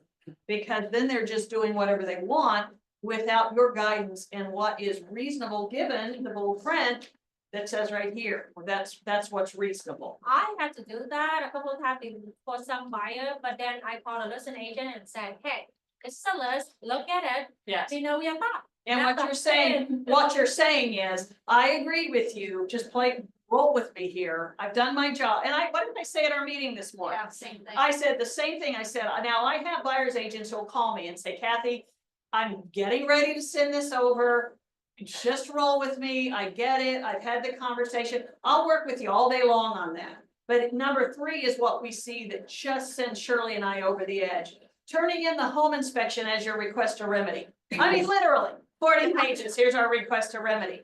We are seeing buyer's agents do that. And I'm just telling you, write it in your notes on your phone. Don't do that on our team. You'll have it back in about 30 seconds. Saying, don't waste our time. Take this, give me a list. I I'm have here. an agent actually say, put in a request of remedy, request all the red item on the inspection report. Yeah, no, we're not doing it. Yeah, we're not doing it. So again, asking the seller to do additional inspections. This is another pet peeve where the buyer says, seller to have the HVAC inspected and found to be good and working order. No, we're not doing that. Seller to have the roof inspected. No, we're not doing that. So what we're going to do is we're going to say, no, the inspections are your responsibility. Do you need more time? Make a request for an extension and you arrange for that. But we're not doing your inspections for you. Because here's what home inspectors will do. Home inspectors will say, cracks in the basement need to be evaluated. We recommend that the buyer have a structural engineer look at it. So they'll turn around to us and say, have a structural engineer look at this. We're going to turn right back to you and say, no, that's an inspection. You need more time, ask for it, but we're not doing your inspections for you on there. Asking for concessions that are not merited by the price paid for the home. Now, granted, this is a gray area, but I'll tell you, we've got some agents that just should turn their license in, okay? The kinds of requests they're making on homes where the seller has made, significant concession to sell the home. there is a fine line between advocating for your buyer and taking advantage of a seller, and believe me, the seller knows it. And the seller will have a line in the sand that they say, we're not doing this anymore. And let me tell you why this matters to you as a buyer. Because buyer's agents say, well, I really don't care because I represent the buyer. Well, what do you want for your buyer? You want them to have a home they're comfortable in with knowledge of conditions, and you want them to get to closing. Well, do you want to blow that up on the front end? Make a stupid request, and all of a sudden you've pissed off the seller, you've pissed off Kathy and Shirley, and now we'll get there, but it may not be pleasant, and quite often you're not going to get what you want. I had one agent that I liked a lot, and she was at least, here's what I say. I can take arrogance and smart, and I can take humble and stupid, but I can't take arrogance and stupid. And so I had this one agent who called me and she said, Kathy, this is my first deal and I'm so nervous and I don't know what I'm doing. And I'll take that all day long, because I'll say, okay, tell me what you've got going and I'll tell you the best way to handle it. And she goes, I'm thinking my buyer wants all of these things done and I know that they're not reasonable, but I don't know what to do. And I said, okay, well, here's what you do. You go back to them and say that you've talked to the listing agent and that list is going to get shut down. So do they want the two big things done? They come back and ask for the big things because that's reasonable and I can go to my seller and sell that. And that's a better outcome for them. They're either going to get nothing because they way overreached and now the seller doesn't want to do anything, or they're going to get what's important because they were reasonable. That is not advocating for the seller. That is advocating for your buyer to get to a desired end. Because most buyers, and you tell me, you guys have worked with buyers, you know this, they know they're not going to get all that. And here's what they're going to say to you. Well, let's just throw it out there and let's just see what they come back with. Well, what they're going to come back with is a pissed off seller. So do you really want that? No, you don't. What you want is the items that matter to them to be addressed. I had a home just a few weeks ago that my sellers were young first-time home buyers. They found a great home in the Upper Arlington area, but because it was Upper Arlington, it was an older home built in the 50s. And so it had warts, you know, and so and then of course, just the plague of all things, they had an out-of-state dad advising them, you know, and looking over the home inspection. And it was quite simply hell, but I kept telling them, look, I respect your dad. I know he's watching out for you, but this is Upper Arlington, right? You want quite walkable streets and you don't like subdivisions and you don't want vinyl. So this is what you get. This is a home built and you can't go over 400. This, if you walk away from this house, we're going to have this or more on another house. So we need to choose our battles here. So we took an $11,000 repair list and narrowed it down to what mattered to her. And what mattered to her is there may have been mice in the attic, and that bothered her. So we had gotten a request for $5,000 to get the mice out, which I thought was ridiculous. And I told them that. And I said, look, I bet you could get it done. What about half that, $2,500? She goes, okay. So we sent an email to the agent who was telling us we have a backup offer. They're not going to do anything else. They're going to walk if you request anything.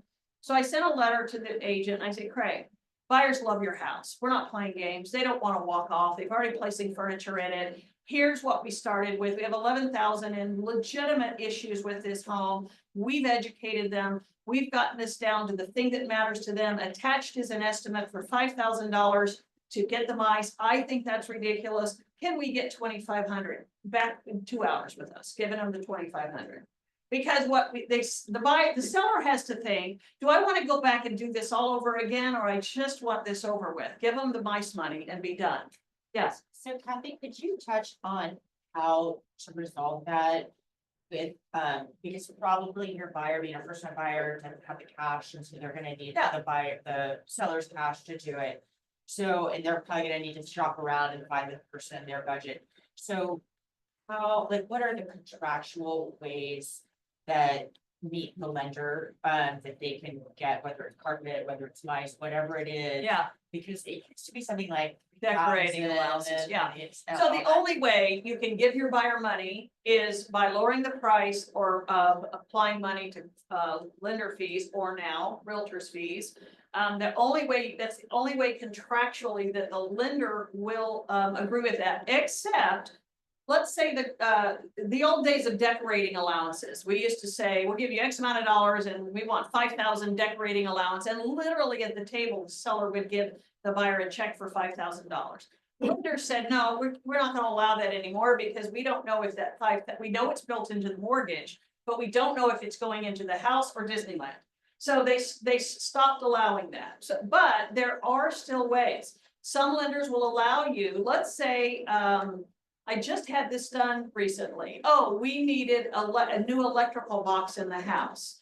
And we had the maximum closing cost. We couldn't ask for any more money. So the seller wouldn't lower the price, but what they did was the seller agreed to pay the electrician. We got a check, we got an estimate. And then at closing, the seller cut a check to the electrician. It was put in escrow by the title company, and so the buyer got the work done, and then the check was given to them. But that had to be approved by the lender because it was on the settlement statement. Now, why did the lender approve that? Because the check was going to an electrician, so they knew that money was going into the house. And someone, where's Bill? Is he still here? I was gonna ask him. I don't even know if that's allowed on FHA and VA to do that, but I know. We just did an FHA. Did they allow that? Escrow, and it was 1.5 times. Okay, so they had to do the estimate plus 0.5%. So again, but you want. Rough, and you- so. You want to get it cleared, you do want to get it cleared with the lender before you agree to that. So because the lender's going to want to see it on the settlement statement, the lender's going to want to see that check, and that way your buyer can get it done. It doesn't hold up the closing, and that can be taken care of. Depends on the loan. Sometimes they do not allow not water related escrow, so you have to double check on that. Another thing, if you get money instead of the actual check, there need to be the loan type too. There's a maximum allowable closing cost paid by seller. So yeah, the number changed by the loan type. All right, sale of home contingency. This is my latest pet peeve. So, and this has come up more and more in the last several months, because again, we have not had sale of home contingencies in 10 years. And I had a buyer make an offer on one of my homes contingent on the sale of a home. I put in an escape clause on the, which I'll get into in a moment. And the buyer's agent was just indignant. I can't believe you want my buyer to sign this. They need to know they bought a house. And I looked at her license number and so I said, okay, let me explain to you what an escape clause is. I mean, again, it is not new. It's the way we did business forever. It's just we haven't had to use them because we haven't been in a market where sale of home contingencies are considered. So number one, what is it? Purchase is contingent on the sale and closing of a buyer's home. So your buyer has home A, they want to buy home B, they do a contingency. The first thing you need to prepare your buyer for. This is very important because you guys are going to listing appointments. They're saying, well, we don't want to list our home till we find a home. Okay, Mr. and Mrs. Homeowner, could you be ready to have your home on the market in 3 days? Because as a listing agent, I'm not waiting a whole lot more than 3 days to get your home in the MLS. So what you do as a buyer's agent is go ahead and get their home listed with paperwork. If you do staging, get that done, get the photography done, put it in the MLS incomplete, and so they are ready. The next day when they find a home, that home can go on the market. All this stuff of giving us 10 days to get our home on the market is not gonna fly. It just isn't. So one of your jobs as a buyer's agent is to educate your seller. If they have a home to sell on the front end, this is the way our industry works. When we make an offer, we're gonna have very little time to get your home on the market. How quickly, if we need to have your home ready at a push of a button, we're gonna have your home listed. I've got 3 homes right now, incomplete in the MLS, pictures taken, ready to go, and they're out looking for houses. So as soon as they find something, that home will be on the market. And it's still tough, but at least I can tell the listing agent, this home will be on the market by Wednesday. There, okay.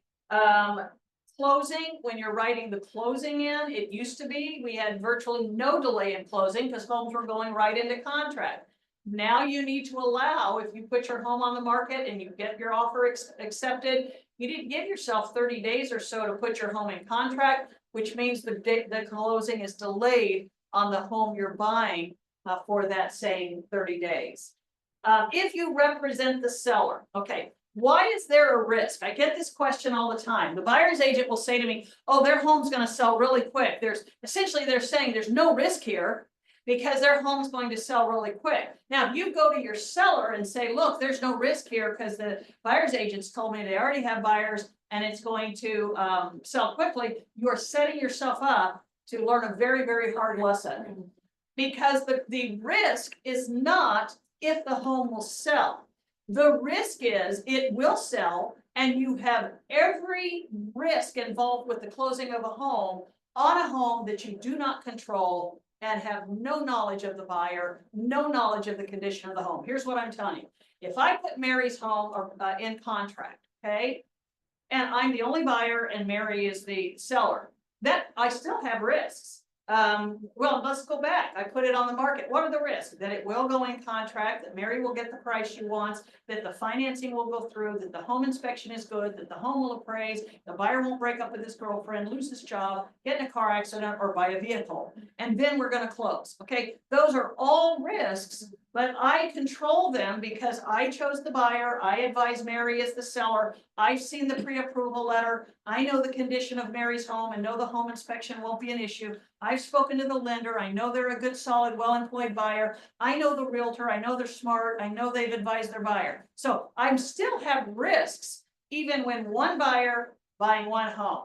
So now I'm telling Mary, we've gotten an offer contingent on the sale of a home on your home. We are doubling that risk with no control over who that buyer is, what is their financing, are they solid, what is the condition of their home that they need to sell. So there is risk. And when you talk to your sellers, you need to tell them, back in the old days, we were thrilled just because we got an offer. Now we need to say, or do you want to take this offer? I want to make sure you're aware that even though they've said the home will sell quickly, we don't know that. You know, we don't know. We're in a market, we don't know.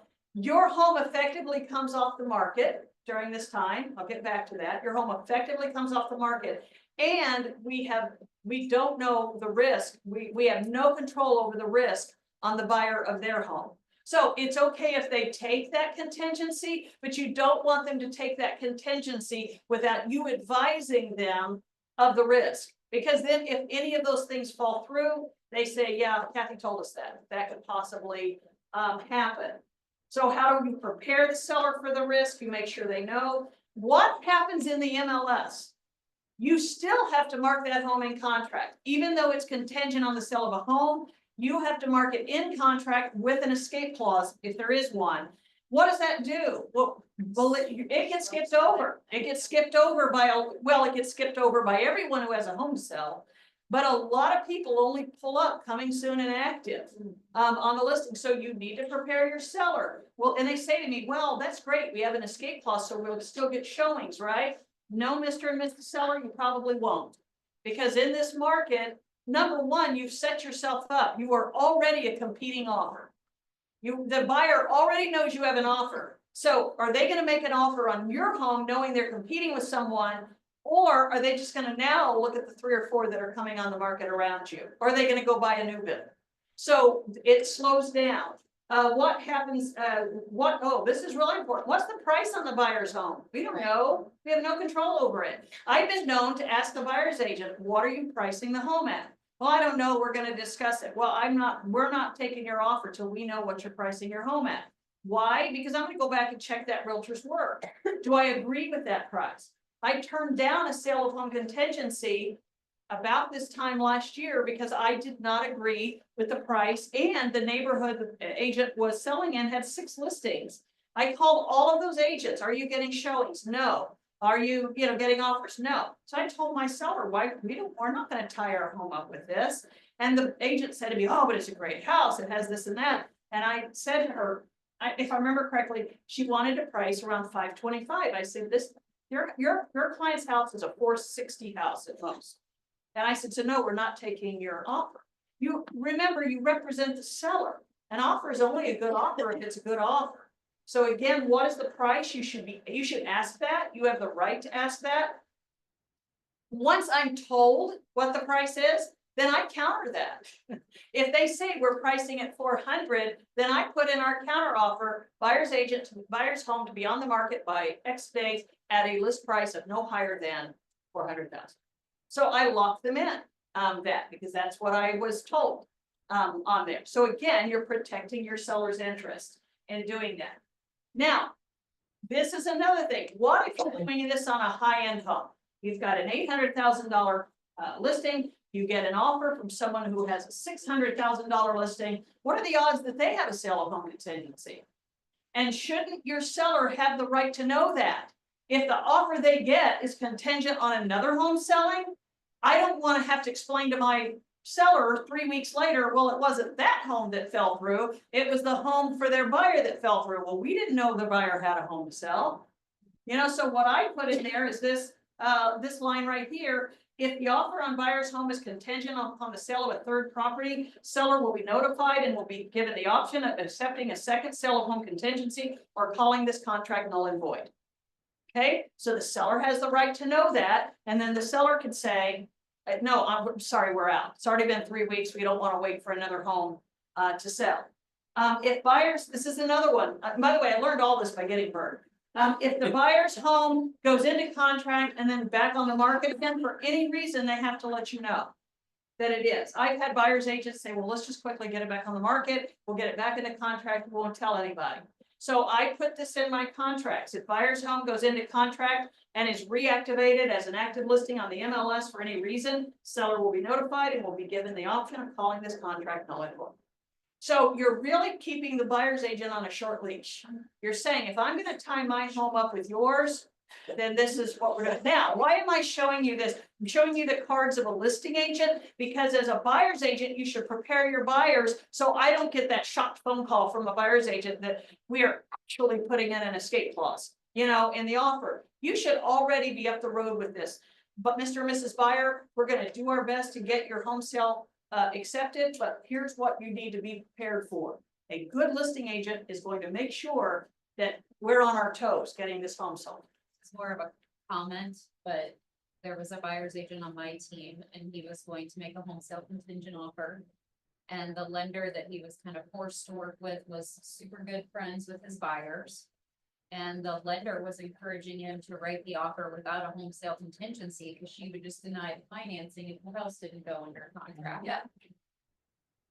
He called me, thank goodness. I was like, no, we don't roll that way. Ironically, it was on one of Kathy's listings. I said, Kathy, we'll see through this when you write in that you need 45 or 60 days for a. Kathy comes back with Yeah. a counter. I'm gonna, offer. I don't hear. I know, Keep talking, I'm gonna Yeah. put what I put. Yeah, but as soon as, so just don't always assume too that the lenders you're working with are working within the parameters or understand how we need to protect your buyer and be forthright and honest with the seller and the seller's agent. Because I think it was a month and a half later, then I'm in contract with Kathy and I'm like, thank goodness we did the ethical thing. Right. Cause then, cause it comes back and then I had a good encounter with Kathy. But yeah, just be careful if anybody's encouraging you to not write it in there when they really are home sale contingent. Here. Yeah. Okay, here's a clause that I put in. This clause goes in every offer I get on every home. You don't even mention a home, I don't care. I'm putting in, buyer acknowledges that purchase is not contingent upon the sale or closing of any piece of real estate. So I've had agents say, well, why'd you put that in there? We didn't mention a home. Well, I put it in there because we didn't mention a home. Right. And the reason I put it in there is because I've had agents come, this is, you don't, again, it's a listing agent. I get a phone call 3 weeks in saying, well, they can't close on your home because their home that was in contract fell through. But you don't want the question from your seller, what home? Right. We didn't know that it wasn't. I've had during the crazy time, I've had so many times, I would counter that and then it's crickets on the other end. And the agent will call me and say, well, we actually have a home, it's in contract, it's closing next week. So again, it's like subterfuge. They're trying to, and I kind of don't blame them because in that kind of market, your buyer has no chance if they have a home sale. And I've had agents say to me, Kathy, I promise their home closes on Friday. And I'll say, okay, then write in there contingent on the closing on Friday. And I will ask my seller, But then again, what have I said 6 times? It's your seller's choice. Do they want to take a risk on this home closing on Friday or go with another offer? They have the right to know that. And so many times, the only way you smoke it out is by making sure that you put the language in that forces the hand of the buyer's agent. I'm not saying buyer's agents are being disingenuous or dishonest. They're doing their best to represent their buyer, but it's your job to protect your seller. Yeah. I've taken that from Kathy and now I put that in all my offers so that the agents know straight up. that They're not, there it's is not gonna none. work. It's just not gonna fly. It's straightforward. Yeah. It's this And then the purchase lender is not sees that. contingent upon the sale of another piece of property. It just clears the air. Yeah. The listing And if they agent don't, knows, if they everyone don't else have knows. anything to sell, they don't care, because there's nothing to sell. Right. Yeah. So are you countering your buyer's offer? Yes, with that language. Okay. Yeah, so if you write an offer with a sale of home contingency, in it, you're gonna get this back from me. Because I want to make sure my seller's protected and has the knowledge of anything that happens with your buyer's house. Because otherwise you have no obligation to let me know. If the. And that's also another thing when you review the pre-approval letter, you make sure you read it, because Yes. sometimes they put it in Yes. the carry contingency. And the buyer agent, I had it during COVID too, and the buyer agent come back and say, well, it's in the letter, but technically my client can buy without. I'm like, if it's technically, then ask the lender technically remove it. Yeah. Technically fix it. Okay, real quickly, I represent the buyer. How do you present? First of all, you need to make sure your buyer is aware their house needs to be ready to be in the MLS in 7 days. A lot of times buyers do not recognize how valuable days on market is.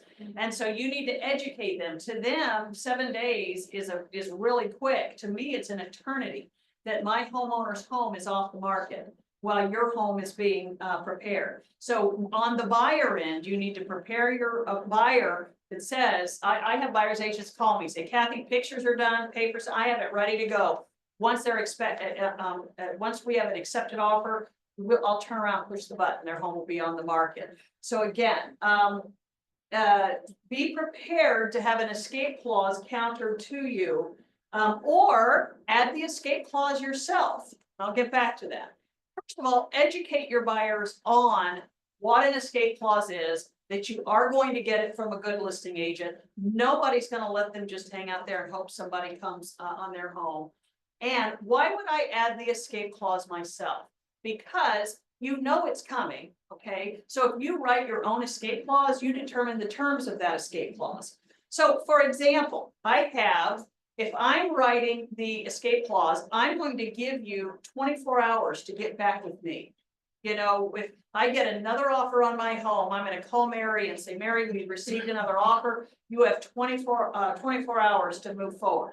Now, in my opinion, you should already know. You either can or you can't, okay? So there's plenty of time. If I write my own escape clause, I'm going to give myself 2 business days. So if it's Friday, I have to let, to let you know, and it buys me 4 more days to get my client's home in contract. So again, writing your own escape clause allows you to do an escape clause, but establish the terms of that escape clause.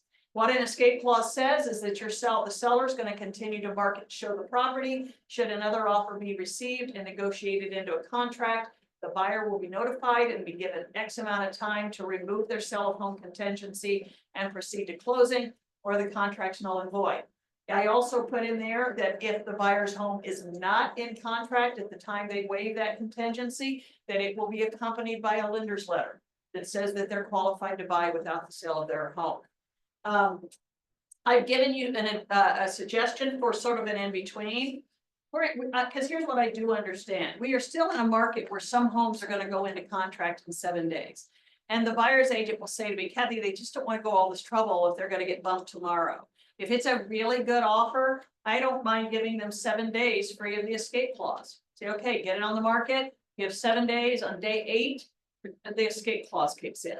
And that gives them some breathing room to get their home in contract free of the fear of being bumped during that period. So you're a buyer's agent, try that. Especially, here's the other thing. If that home's been on the market 2 weeks, if you do whatever you want, it's now open to sale of home contingency. But prove yourself to be a smart buyer's agent by moving ahead of the transaction, making sure you explain to the listing agent that you should know the home, the price of it. Ideally, it should already be ready to go into the MLS. And think ahead even when you write the offer to say, look, give us 7 days to get this in contract. And if it's not in contract, I'll go ahead and put in my own escape clause. That's the confidence I have that my buyers will be in contract on the home. Are you getting contract with them based on 7 days? If you're in contract within 7 days, if they get, look, it's easier to say this, in that first 7 days, if I get another offer on the home, I can't do anything. I've got to wait that 7 days before I can bump the current buyer. So and to me, it's a win-win. It gives the buyer the opportunity to really get their home on the market, have some showings, get it going, and it gives my seller the comfort level of knowing that if it doesn't sell in that, it doesn't have to be 7 days, whatever you agree to, they now have the escape clause. They signed a contract. Yeah, yeah. As a listing agent with that contingency, you prefer to my agent to do the inspection first or Yeah. after they remove it? That's, there's pluses and minuses to that. If I feel like I have a home that's gonna be hard to go through a home inspection, I put in there that the home inspection timeframes begin at contract acceptance. Because I want this home inspection done and out of the way. If it's a home that's in fairly great, here's the advantage in making them wait till after. Here's what Tracy's asking. You have a buyer, do you, and their offer is contingent on the sale of a home. Do you insist or put in writing that they go ahead and do their home inspection on your client's home now? Because a lot of times the buyer's agent will write in that all the timeframes begin when the buyer's home goes into contract, okay? So that's a flip of a coin, because on the one hand, if I have what I feel like might be a problematic home, I'm gonna lean towards having the buyer get that home inspection done and get out, okay? So that piece of the puzzle's done. However, if you go along with the request that home inspection timeframe not begin till their home goes into contract, they're now over a barrel because their home is now in contract. So they have more incentive to get through your home inspection because their own home is in contract at this. So it can go either way, but yeah, yeah. So I have a really unique property down in Sugar Grove. It's 2 homes on 1 lot. And so, went in contract 3 times, 3 buyers walked. Just 2 good reasons. It's just one of those properties. So we decided to take in a contingent offer. And so with the idea that we were gonna take it off the market over the winter. Yeah. So, let's just go ahead and be in contingent. So we went in contingent contract. And they didn't want to give us a earnest deposit. I was okay with that. I said, that's fine. But I explained to the sellers, I want to get through the inspection period because why hold this up? Because I'm not sure how both of these homes are gonna go through inspection. So I said, fine, no earnest deposit, but you have to do your home inspections now. So they did their home inspections, which was great. A couple of things came up. I was like, I can't believe that we got through that. Well, their home hasn't gone into contract yet. So we were at the end of their time period because they only had like 14 days. I said, okay, we'll extend this with you only if you go ahead and pay for the appraisal and have the appraisal done now.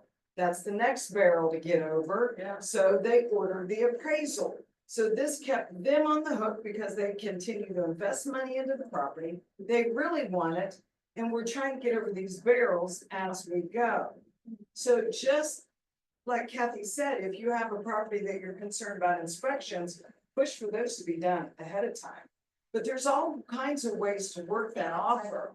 I told my clients, I said, earnest deposit for you guys really isn't that big a deal. It's the home inspection and the appraisal that's more important.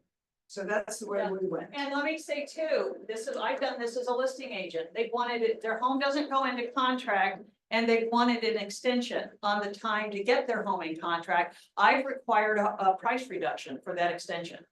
And I've had agents say to me, well, you can't do that. Well, I kind of can. I mean, it's like, if you had your home out there 20+ days without an offer, in my opinion, advising my seller, the home is overpriced. So we will look at an extension with a minimum, whatever, $5,000 price reduction or $10,000 price reduction. Price too. And they'll do it if they want the house, so they will do that. So you have to remember, and I say this as a listing agent, sale of home contingencies are not your friend a lot. And the only reason we got away with it so many years is we were thrilled to get an offer. But we, again, in many ways, they are a drag on the sale of your home. So you only want to take them if you have negotiated that contract to your seller's benefit. Or I shouldn't say to their benefit, but at least that they are fully informed on anything that happens with that home. They have multiple opportunities to get out if they don't want to continue waiting for the sale of home contingency, and that the buyer's agent knows that your eyes are on, that this is gonna be watched. We only gave them 14 more days. Yeah. And, my clients was gonna take it off the market. Well, in this anyways. time, like I said, in this case, who cares? You're not gonna get another offer anyway. Right, we know that, Experience. so, but with that, as Kathy is saying, work it towards your client's benefit, Yeah. you represent the seller. It was the best thing to do to get the inspections done, the appraisal done. Everything I've told you is because I had to make a phone call to my seller saying, sorry, I didn't know they had a home to sell, or I'm sorry, I didn't know that the offer they got was contingent on the sale of a home. Or I'm sorry, I didn't know that they lost their buyer and now had to get it. I mean, you don't want to make that phone call. And the way you do that is by putting language in your contract that makes any change in that contract subject to the approval of your seller. And then include them in on the decision. So whatever happens, they were a party to that decision and they get up and move on, but they made that. Yes. Well, Kathy, first of all, I just want to say thank you because you're teaching us from your mistakes. You've been in the industry for a long time and you're just being so open and telling us, don't do this. I've been there, do this instead. So as a newer agent, I appreciate you saying that. I'm curious to know your prediction for next year. I'm bullish on next year. I think we still only have 5,000 homes on the market. We need about 18,000 to meet demand. I think the election is behind us. I think the economic mood is good. I think Columbus, Ohio is thriving. Yep. And I think interest rates are going down. So Merry Christmas to everybody. I mean, I do. I think we're gonna go into a robust spring. I think right now is the time to be lead generating. I think right now is the time to be pouring into your database and your social media. And everybody, the reason people have slow springs is because they slow down at the holidays. Your buyers and sellers right now are not likely going to be listing and buying before January 1, but the ones that are going to be buying and selling are already thinking about it. You're on their calendar or someone's on their calendar for February and March next year. And the way it's you on the calendar is they're seeing you now. They're seeing you on social media. They're seeing you through Christmas or holiday cards. They're getting your texts. They're, that's why you're on their calendar coming into spring. So yeah, I'm looking forward. I think we're gonna have a busy spring. All right. Thank you. You guys are awesome. Thank you. Thank you guys for our food. We appreciate you.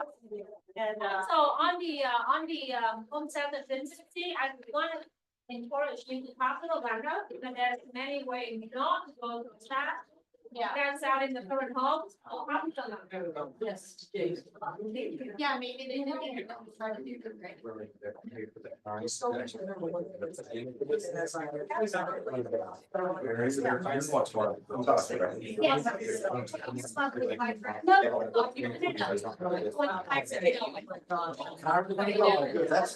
better than to do it. I want to be kind of you, so. Okay. So I did, a presentation with, actually, do you have that? good. Already for that, we saw the recall. Okay, so, yeah. Thank you. That's better. Oh, yeah. Hey, everybody. Hey, everybody, listen real quick. Oh, go ahead. I'm sorry. Hello, everybody. Thank you so much for allowing me to be here and enjoy much as canes, resin canes, we have tons left over. Yeah. And those who are interested, just, there's a form that we gave